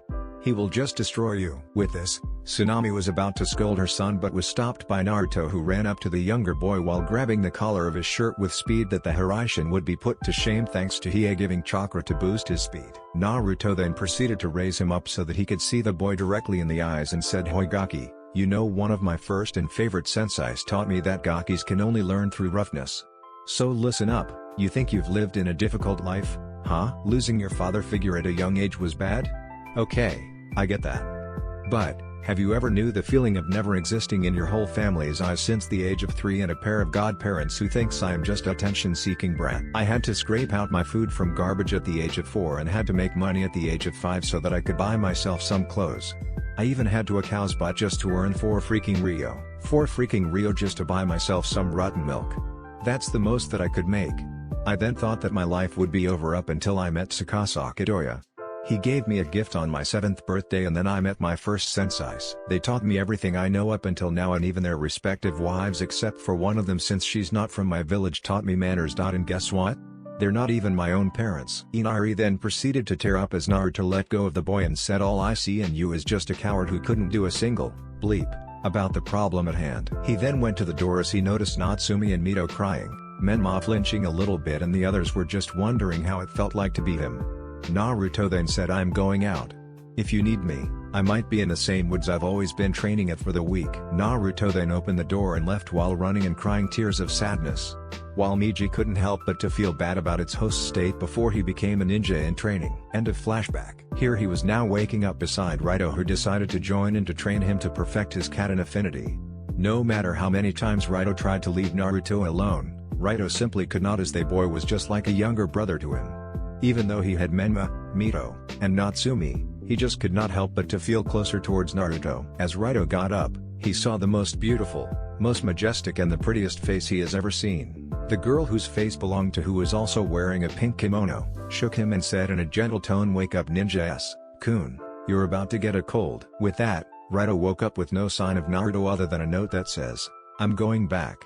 See you later, N. With this, Raito sighed and said to the girl thank you. Say what are you doing? I'm Raito Hatake by the way. The girl then bowed and said I'm Haku, I'm here to pick out some herbs for a friend so he could feel better. Raito then did a smirk that apparently some girls really enjoy seeing and said can I help? In which the poor girl blushed by the sight of the smirk and nodded shyly. With that, Raito helped Haku to grab some herbs. After doing so, Haku asked so why do you fight as a ninja, Raito-kun? Raito then put both of his arms on the back of his neck and said I fight to defend the innocent, for peace among the 5 villages and for my loved ones. The girl then nodded and said you will be a very strong ninja, that I can guarantee you. Haku then turned around and said also, I'm a boy. In which, Raito quickly sunshined in front of her, sniffed and said there is no way that you are a boy, I live in a house where my dad is on frequent missions and my mom is almost always at, I can smell blood on you. Because, I always needed to clean her mess. Raito then quickly gave her a wink and said also, tell Zabuza that Konoha will pay more than what Gato is willing if both of you decides to join our village. Haku then widened her eyes at the mention of Zabuza and took out a senbone to get ready for a fight. Only to find out that Raito suddenly placing both of his arms around Haku's waist and gave her a passionate kiss. At first, Haku was too shocked about it but gave into the kiss, dropped the basket full of herbs and placed both of her arms around Raito's neck to kiss back. A few minutes of hot lovemaking later, Haku was seen laying on top of Raito's chest nude alongside Raito panting after their intimate activities. They didn't do vaginal just oral and anal since they feared that Haku could get pregnant and Raito didn't want to be like his father. Haku then got up and quickly put on her clothes. Same goes for Raito. As they finished, Raito then said to Haku that was amazing. Anyways, tell Zabuza about my offer. Because, I want us to work. I want to be alongside you yet be in Konoha. Haku didn't say anything but silently she wished for that too. Haku simply nodded and both enemies now lovers walked away from each other. When Raito got home, he noticed that it was pretty late and he needed more sleep. So he then went upstairs where the Jounins would sleep and hit the sack. The next morning, WSC Naruto waking up to shoutings of Inari. With that, he quickly got his equipment on and Goku Shunshined downstairs and punched both thugs in the face. Then, he quickly placed a paralysis seal on the thugs and both of them were immobilized. Naruto then turned around to see Tsunami hugging Inari with a lot of comfort. With that, he could not help but to smile at the boy and ruffled the young one's hair while saying you've shown bravery, well done, Inari. Hearing this, Inari hugged the older boy's leg and Naruto simply hugged back. As they let go, Naruto ran out to the unfinished bridge to see his team and siblings. Unfinished bridge. As he got there, every one of his team, siblings and even the senseis were actually just lazing around. This made Naruto realize that something is wrong. He then went up to Yakumo and asked in confusion what's going on. Yakumo simply shrugged and said we don't exactly know. Sasuke then interrupted by saying it seems that Zabuza and the accomplice haven't arrived yet. Suddenly, Zabuza and Haku appeared in a sunshine. As everyone except for Raito got into a fighting stance, Zabuza dropped his Kubi Kurbocho and placed his arms up while saying we've agreed to your terms, Raito Hatake. With this, everyone except for Raito looked at the young Jounin while internally shouting Nani. Raito simply rubbed the back of his neck while saying it turns out that Naruto was right, I do have feelings for her. Ain't that right? He then winked at Haku as he got close to her while wrapping his arms around her waist. Haku-chan. Haku simply blushed and placed her own arms but not before taking off her mask. They then went for a passionate kiss only to be stopped by Zabuza, who said it's cute and all, but what do we do now? Kakashi then got close to Zabuza and said, wanna play cards? As he took out a deck of cards. Zabuza simply nodded and both enemies turned allies went to set up a table for 3 so that they can play a game of poker alongside Tazuna, who decided to trust Zabuza's surrendering. Naruto then sighed and said to his team, so what do we do now? Only for Anko to place a kunai around his neck and whispered, hey kiddo, nothing personal but can you hook me up with that hunk? Referring to Zabuza. With this, all 5 of Team 11 looked at each other and wondered how destructive the pairing of Zabuza and Anko may be. But then again, it makes a bunch of sense. Naruto then came up with a suggestion and said, how about this, Anko-sensei? I sense that Gato is coming here with a bunch of thugs. So, why not show him how much bloodlust you really have? With this, he may even feel turned on by what you have, and bada bim bada boom, you can become a couple. Anko then thought about it and licked her lips in anticipation while saying, I think, that is a great idea. Very well. With this, Team 11 and the siblings shook their whole body in disgust by the estranged Jounin instructor. A few minutes later, a shout was suddenly heard coming from a dwarf of a man who was wearing a suit, saying, what kind of demon plays cards with their enemy? Zabuza then got up from his seat and said, the smart kind. Gato, I knew that you wouldn't pay me. Don't try to lie. Gato then laughed and snapped his fingers as a whole group of men appeared in Hayata's pose. Gato then said, of course, you guys are too expensive to deal with. Zabuza then was about to grab his Kubi Karabocho but was stopped by Anko, who grabbed his cold arms with her warm ones and said, Zabuza-kun, let me show you that you and I have a lot in common. Zabuza was confused by this, but when he saw the look on her eyes, it was definitely lust and also bloodlust.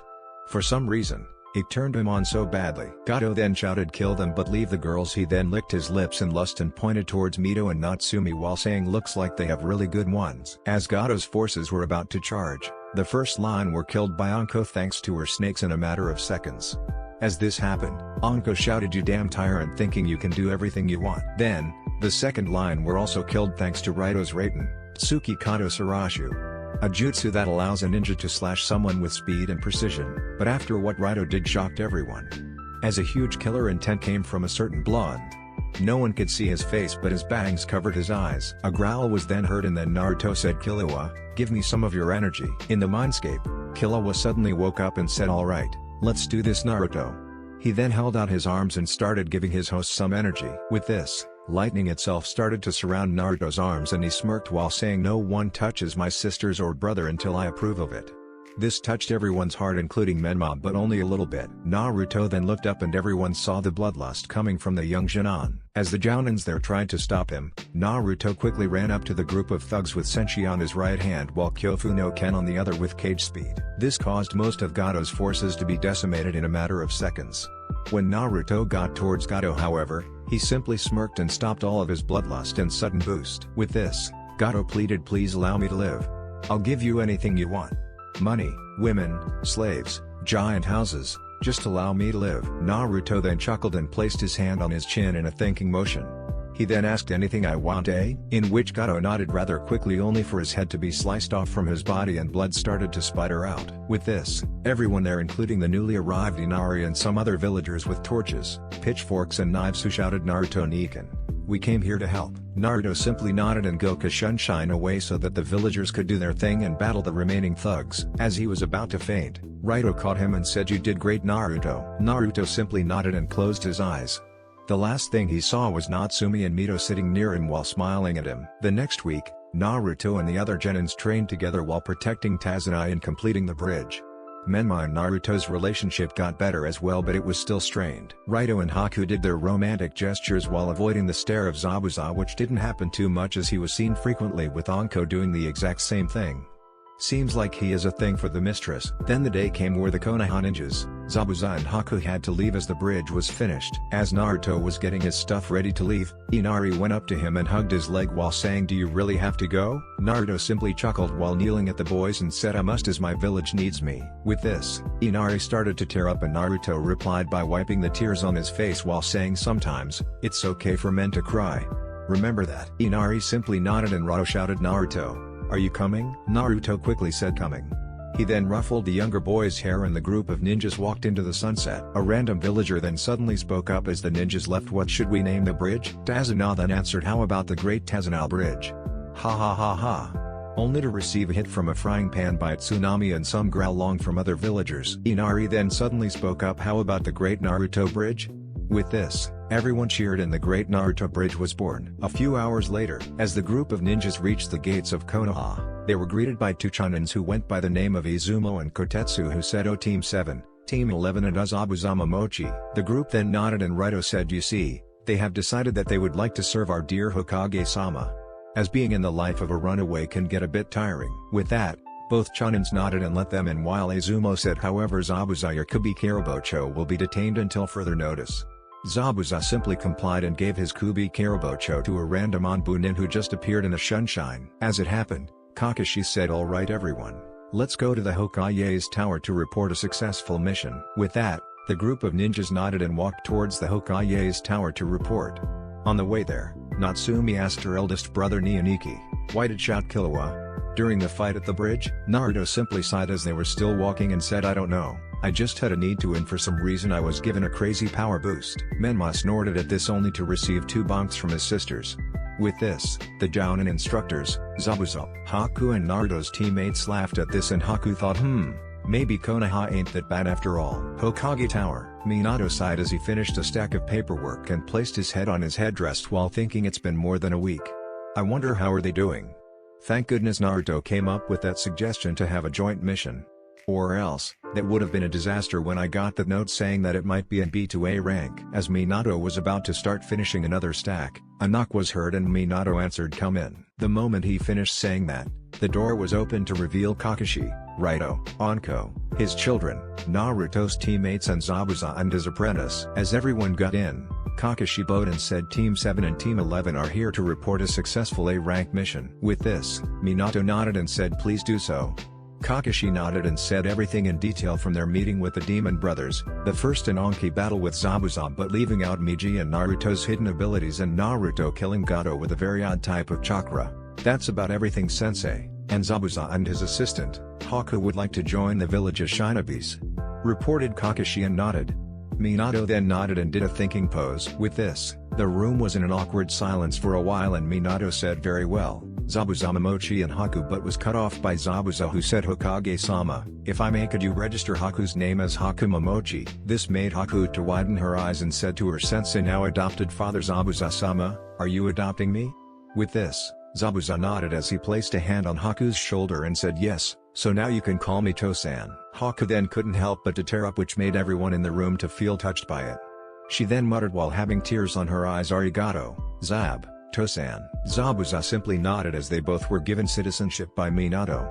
As those were done, Minato sighed and said, "Alright, Team 7, 11 and Zabuza and Haku may leave." The ordered ninjas nodded and turned around. As they were about to leave, Minato continued, "Except Naruto."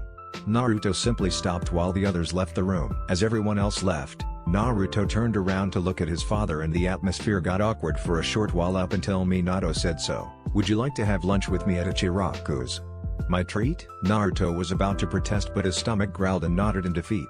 With this, Minato nodded and got up while saying, "Alright, let's go." Naruto said nothing and the father and son left the room to Ichiraku's via walk. A few minutes later, they arrived to the stand and took a seat. As they did so, a familiar brunette named Ayame came out with a smile and said, "Welcome, Hokage-sama, and who are you?" She looked at Naruto with confusion. Minato simply sighed and did a forced smile while saying, "He's my eldest, Naruto." Naruto simply bowed and said nothing. Ayame nodded in understanding and asked, "Guess how is that he has never been here before?" As Minato was about to say something, Tuchi came out and said, "Ayame, stop bothering them and let them order." With this, Ayame blushed in embarrassment and asked, "What would both of you like to order?" Minato quickly answered, "Just one miso ramen."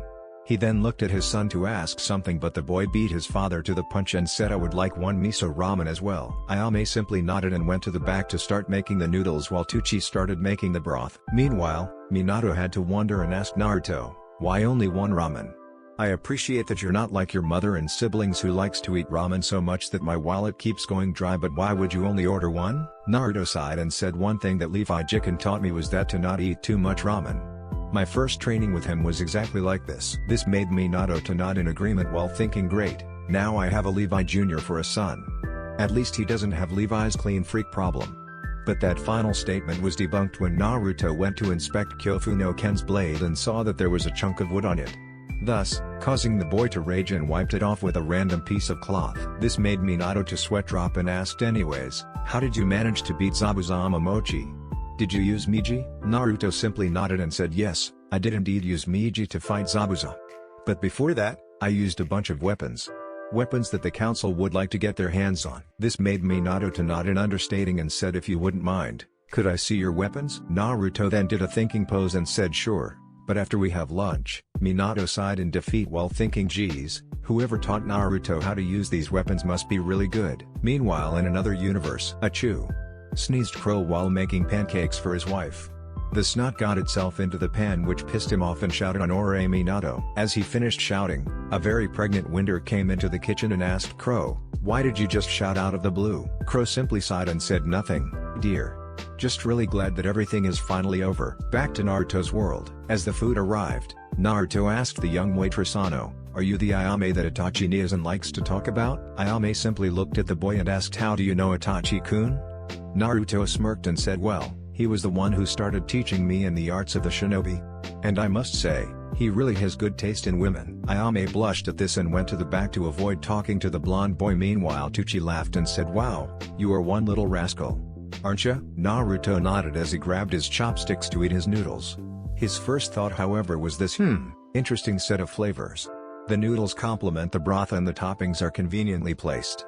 However, I know Levi Jiken can do much better than this. With enough said, Naruto quickly ate his noodles in silence, and so did his father. After they finished their food, Minato paid for the bill and they both left to a random training ground. As they got there, Minato said, so Naruto, about those weapons. Naruto nodded and quickly took out his storage scroll to flip it so that the weapons could appear in thin air. Minato then quickly observed the Death Stalker first, since it looked like a large broadsword, and thought nothing much of it. Up until Naruto pressed a button that caused the sword to transform into a scythe. With this, Minato fell onto his butt in shock and said, geez, that is a sword yet a scythe at the same time. That is simply brilliant. Naruto smirked at this and said, yeah, it really is. It's my second pride and joy. Minato then simply got up and inspected the sniper and the hidden blades, only to fall onto his butt yet again at how amazing they were. After Naruto showed off the capabilities of his weapons, Minato placed a hand on Naruto's shoulder and said that was amazing.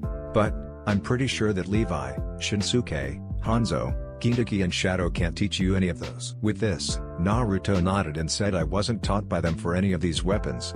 The people who taught me were simply summoned by Tsukasaka Doya so that I could prepare for something bigger. That's what I think. This made Minato to widen his eyes while thinking, dear Kami, he really is the child of the prophecy. Looks like I'll have to castrate Sensei's balls. Minato then looked at his son, who was inspecting his right hand, which has kept itself quiet for a very long time. The Hokage then cleared his throat and said, say Naruto, would you like to have a spar with me? Taijutsu and ninjutsu allowed. Naruto then quickly looked at his father and nodded. They then stood opposite of each other and both went into their respective stance. Minato took his normal stance, where one of his hands was holding a kunai and his back foot's heel is slightly tilted. Meanwhile, Naruto went into his usual strong style, where his right hand is placed near his mouth and his left is extended. Minato then said, alright, let's do this. The winner is decided by first blood. Without further ado, Hajime. Naruto then smirked and quickly ran up towards Minato to do a sliding kick towards his father's shin. But Minato reacted quickly by jumping up and went for a stomp on Naruto's face, only for the prodigy of the current year to dodge it and went for an upward kick to the face that connected to the jaw. As Minato was dazed for a short while, Naruto quickly applied a three-quarter face lock on Minato and performed a backflip over him while maintaining the face lock, turning it into an inverted face lock and then landing in a sitting position to drive Minato's head back first down to the ground. This made Minato to land on the flute and felt a bit dizzy. He then quickly dodged an incoming chopping kick from his son and went to trip the boy by pulling his leg down. As Naruto fell, Minato quickly did a few backflips to form a number of hand seals and quickly placed his index finger below his lower lip to shout Katen, Gukyaku no Jutsu. Naruto then quickly substituted himself with a log and Shunshine behind Minato to place his father's near arm over his shoulder, went for a waist lock, and then lifts the opponent up while falling backwards, causing Minato to land on his neck and shoulders. As Naruto did this, he shouted hand and power slam. Minato then quickly threw his unique kunai far away from Naruto to Hirai shined away from the spot. As he got there, he went for a thought, geez, just how strong is he? I know he's been trained by Levi, Shinsuke, Gintoki, Hanzo, and Shadow. But seriously? Minato then quickly picked up his kunai to throw towards Naruto but saw that Naruto had suddenly disappeared in a flash of darkness when the boy shouted Hiei. This made Minato to wonder just how fast is Naruto? He then found out his answer when Naruto suddenly appeared in front of him and cocked his fist back to go for a spinning uppercut to the nose while shouting Shoryuken. As Minato went flying upwards, a huge amount of blood flew downwards from the Hokage's nose, which meant Naruto had won the spar. Naruto then smirked as his father was still floating in mid-air. The Hokage then dropped flat on his face and said in a muffled tone, "Damn, Imwasti." With this, Naruto laughed and so did Miji, who just recently woke up to see what just unfolded. Not only them but Naruto's prisoners, Hiei and Killua, were laughing as well. Minato then got himself up, dusted himself off and wiped the blood dripping from his nose. The Hokage then went up to his son and said, "Well done, Naruto. You have beaten me in a spar and the only ones who could do that is Levi and your mother. I am simply impressed and I think you could become Hokage someday." Naruto simply shook his head and said, "Nah, you can give that to Menma, Tosan. I appreciate the thought but I'd rather become a founder of a new clan." With this, Minato asked, "So, what would the clan's bloodline and name be?" Naruto he showed his father Miji and said the Kiseiju and the name will be, "Well, I haven't thought that far yet. Since, I would still like to have my name to be part of the Namikazes." This made Minato to tear up by this statement and dropped on one knee so that he was in the same level of his son to give the young lad a hug. Naruto was stunned by this but hugged back. Minato still hugging his son, said, "Naruto, I'm sorry. I didn't mean to push you away and I don't have a lame or cool excuse for what I did. What I did was simply despicable and your mother and godparents were at fault as well. I'm sorry for not giving you those fatherly good job, son. Or a thumbs up. Whatever it'll take, I promise to make things right." With this, Naruto teared up as well and muttered, "Do you have any idea how long have I waited for you to finally admit to your mistakes?" Minato then hugged his son harder and shouted, "Oh Naruto, my boy. I'm sorry." The father and son then stood there for a while in complete silence. However, the silence was cut off when Menma was seen running away while shouting in agony from a certain fair-skinned girl with a slender build. She had brown eyes that were accentuated by her eyelashes extending into the corners of her eyes and was usually sporting an impassive expression on her face. Her most distinctive feature was her long, untamed, red hair that falls past her shoulders with long parted bangs framing either side of her face and one between her eyes. Her attire was a black shirt under a tan tunic with elbow-length sleeves and black skin-tight shorts. She wore black arm warmers, traditional black shinobi sandals with calf-length leg warmers covered by bandages, and a purple, rope-like belt tied in an inverted bow around her waist. This was Tuya, one of Orochimaru's apprentice from the year before. As Menma was running, Naruto sighed and said, "Geez, I knew that he was an idiot but peeping on Tuya of all people was beyond idiocy." Minato nodded at this and mentally face-bombed. He then asked his son, "Do you think your brother has a thing for her?" Naruto then quickly went into a thinking pose and said, "Well, most probably. I mean, Menma always had been reading that disgusting book." This made Minato to widen his eyes while thinking, "So my youngest ended up being a pervert. Great." Naruto then stretched his arms out and said, "Anyways, I would need to do something before I get home. So Tosan, you should probably go to your office to finish off your paperwork." With this, Minato nodded and said, "Very well, see you later at home." The father and son left in different directions. As Naruto was walking towards Haiku's, he noticed a familiar toad pervert with binoculars peeping a bathhouse from behind a tree that was on a hill. Naruto simply sighed at this and shined behind the sage to place a temporary paralyzing seal on the man's back. With this, Jiraiya fell down on his torso and rolled down the hill to suddenly crash into the lady's bathhouse. Which the sage could only say one thing in front of a room filled with naked and very angry ladies. Fuck. As Jiraiya got pummeled by the ladies, Naruto smirked at this and thought to himself, serves him right. Naruto then decided to just go ahead to Haiku's only to suddenly bump into Levi, who was actually on his way to Naruto. As they bumped into each other, Levi said, "So, you had your first C-rank mission, huh?" In which Naruto replied, "Yup. But it then upgraded into an A rank." With this, Levi smirked but it disappeared rather quickly when Naruto looked at him. The former nin then said, Your first C-rank mission was exactly like mine. It was a C at first but it somehow changed into an A rank later." Naruto simply nodded and said, "So, did you use your Kamimoto?" Though expecting a shook from the head, Levi nodded and said, "Yeah, I did. But it was because I had to make sure that Shinsuke and Ginriki were out of harm's way. We were facing a very tough ninja. However, I have forgotten his name. With this, Naruto sighed and said, dang, I wished I could have used the Kamimoto when I faced Zabuza. Levi simply looked at his surrogate nephew and said, wait, what? You've faced Zabu-kun? This made Naruto to muffle a laugh and said, wait, Zabu-kun?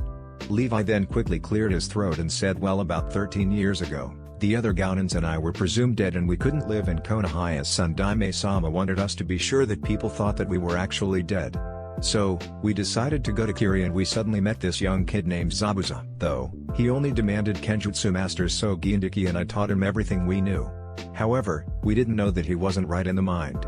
So yeah, that's how Zabu-kun became the feared ninja of the mist. As Levi finished talking, Naruto mouthed out a no, and said so, that's why he could predict my attacks. With this, Levi chuckled and said, yeah, I know. Talking about him, I think he's about to appear at about now. Naruto then looked behind to see Zabuza appearing in a sunshine and shouted, hey Gaki, we need to tall. Levi-sensei? You're alive. Levi simply nodded as he placed a hand on Naruto's shoulder and said, wow Zabu-kun, looking good. Though, those bandages doesn't fit you at all. What changed? The former swordsman of the mist simply sweat dropped and said, don't call me Zabu-kun, sensei. Especially in front of my Musume. With this, Levi widened his eyes and went to look behind Zabuza to see Haku fidgeting with her bangs. Levi then said, never thought you would end up being a father. I must say she's really pretty and it seems that she has already been deflowered. With that statement, Haku muttered an eep, and blushed while Zabuza turned around to see that what Levi said was actually true. With this, Zabuza said, Haku, what does my sensei mean by deflowered? Haku then simply smiled sheepishly while scratching her neck and said, you see. Well, sorry. You see, when I met Raito-kun for the second time, I kinda did it. As Haku finished what she said, Zabuza suddenly had raging flames in his pupils and said, that boy. He dares making my daughter pregnant. Haku then simply did a no motion and said, no, he didn't get me pregnant. We did the kind of safe one.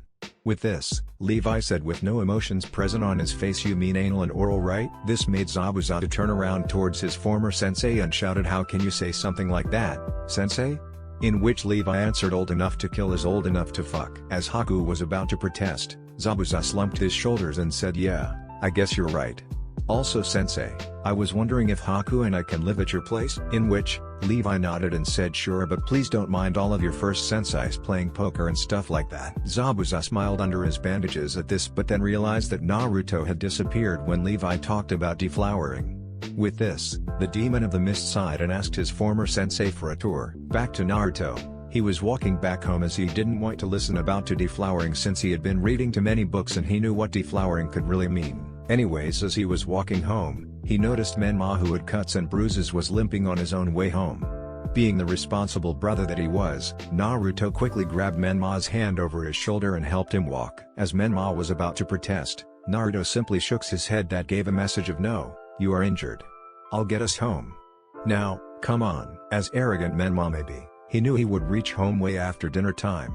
With that, he obliged while closing and both walked towards the Namikaze compound. By the time the two brothers got there, Kushina, who suddenly felt her motherly instinct going, quickly ran to the front door to see Naruto helping out Menma. By this sight alone, Kushina knew that there was a chance for Menma and Naruto to reconcile after all. Her thoughts however came into an abrupt stop when Naruto said, Sam. Menma went to peep on Tuya and probably got the lights beaten out off him. He needs medical attention now. With this, Kushina nodded and quickly got Menma to the sofa while Naruto quickly got an ice pack and placed it on Menma's bruised ankle. As Naruto placed the ice pack, he then said to his mother, Ka-san, please hold the ice pack on that bruise while I'll try to take the pain away.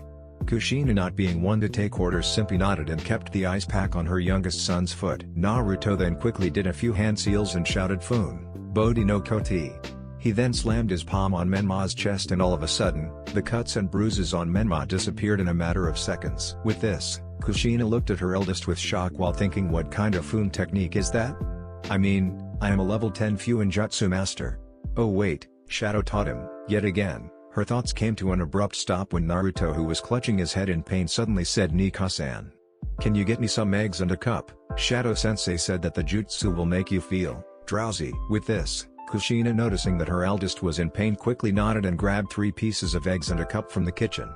She then quickly brought them up towards Naruto, which the boy quickly cracked all three of them and let the yolk to get into the cup. As Kushina was about to question her son, Naruto quickly chugged the contents down, in which Kushina cringed and thought, did he just drink 3 raw eggs? Naruto, who saw his mother's confused expression, quickly said Shadow-sensei said that the only way he could take away the drowsiness is by consuming 3 raw eggs.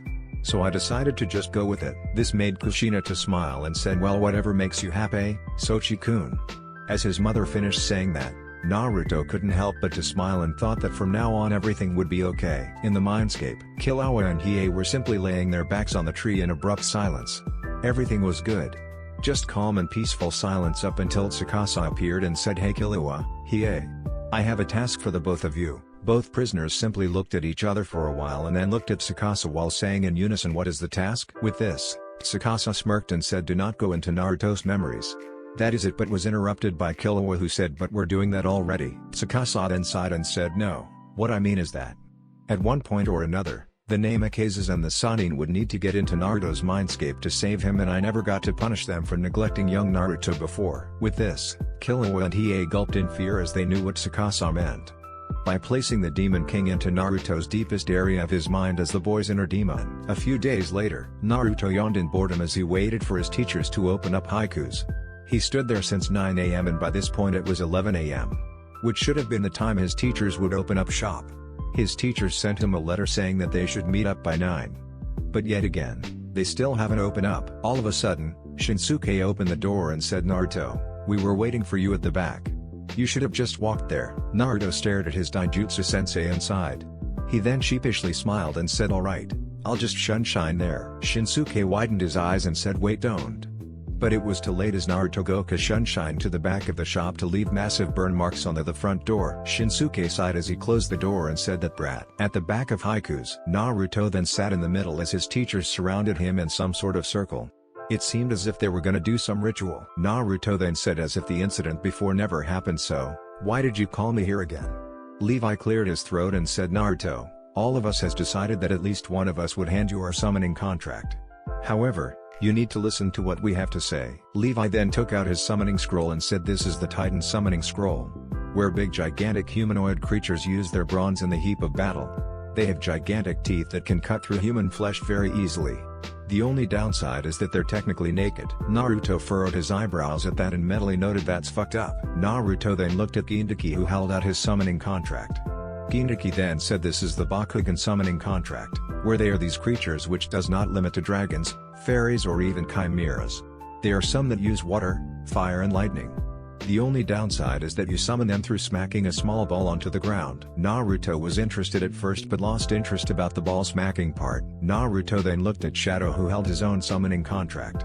Shadow rubbed his wrist and said, this is the Covenant summoning contract, where these creatures uses technology such as guns and swords that can cut through almost anything.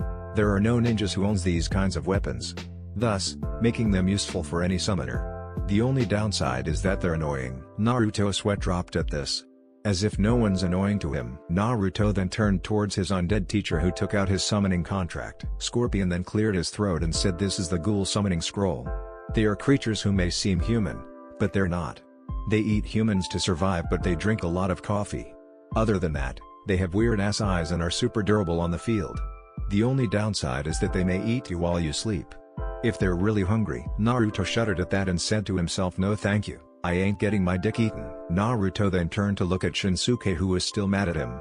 Naruto then sighed and said, look, I'm sorry sensei. I was in a big hurry and kinda anxious. Why did all of you wrote me a letter all of a sudden, even though Scorpion sensei could have sneaked into my room? The other senseis chuckled at this. Shinsuke then reluctantly nodded and said fine. Shinsuke then took out his summoning contract and said, this is the Zilla summoning contract. They are ruthless creatures that shoot atomic breaths towards their foes and are able to shake the world just by walking. For some odd reason, they conduct lightning to charge their power. Surprisingly, they are agile and have large powerful tails. Only downside is that they have 2 brains, which makes them extremely clumsy. Levi then coughed yet again to gain Naruto's attention and took out another summoning scroll. He then said, now this is old summoning scroll that we've found on our journey here. It is the Grim summoning scroll. According to legend, they have no soul and were accidents that the Sage of the Six Paths made. There are reports that they could be humanoid wolves, Some even are birds. Heck, there are also reports that they are just some random spirit lurking around. Levi then clapped his hands once and said, now choose wisely. Naruto nodded at this and closed his eyes, wanting opinions from both of his tenants. In his mindscape, Hiei and Killua discussed for a few minutes and they both decided on one summoning scroll. The Zilla one. Killua then said, the Zillas. They seem to be kind of fitting for a guy like you. Meanwhile Hiei simply nodded. Naruto then nodded to himself and said, I shall pick the Zilla summoning contract. Every single one of his sensei looked at him for a few seconds with a blank expression. Shinsuke then smiled and said, alright, bite your thumb and then signed your name onto the contract with your blood. Naruto nodded at this and bit his left thumb as he didn't want to wake Miji up and quickly wrote his name onto the blank space. As he did so, all of a sudden, Naruto was transported to another dimension. He was transported to a land which had one live volcano. There wasn't anything but black rocks and obsidian. Naruto then blinked his eyes for a few seconds as he heard a loud, powerful, earth-shattering roar accompanied by a shot of lightning. Naruto then looked up as he saw the king of the Zillas, Godzilla himself. He then gulped as Godzilla shouted, how dare you come to my domain? Naruto didn't flinch as he was on a mission. A mission to prove his worthiness of using the power of summoning the Zillas. Godzilla smirked at this and said, do you want to be eaten that badly? Naruto shook his head at this and quickly took out Kyofu no Ken and Senshi. Naruto then licked his lips and said, I'm here to show my worthiness of using power of the Zillas. Godzilla then smirked and said, do you have any idea how many men came for my clan's power and died in such dishonor? Some mutilated, some disintegrated, and heck, they people who smitten. Only one ever got to use my power, and he was lucky. Naruto shook his head and said, ain't no mountain high enough. You're just a big one. Naruto then ran towards Godzilla with full speed and slashed at the Zilla's throat only to be smacked aside by the monster's paw. Naruto gritted his teeth in pain as he quickly glided towards the monster's eye and slashed at its cornea. Godzilla stumbled at this and quickly flicked Naruto off his eye. Naruto then was thrown into a heap of obsidian. But it only grazed his arm. Naruto then sighed and shouted, Killua. All of a sudden, Naruto was enveloped in electricity and rushed towards Godzilla's chest.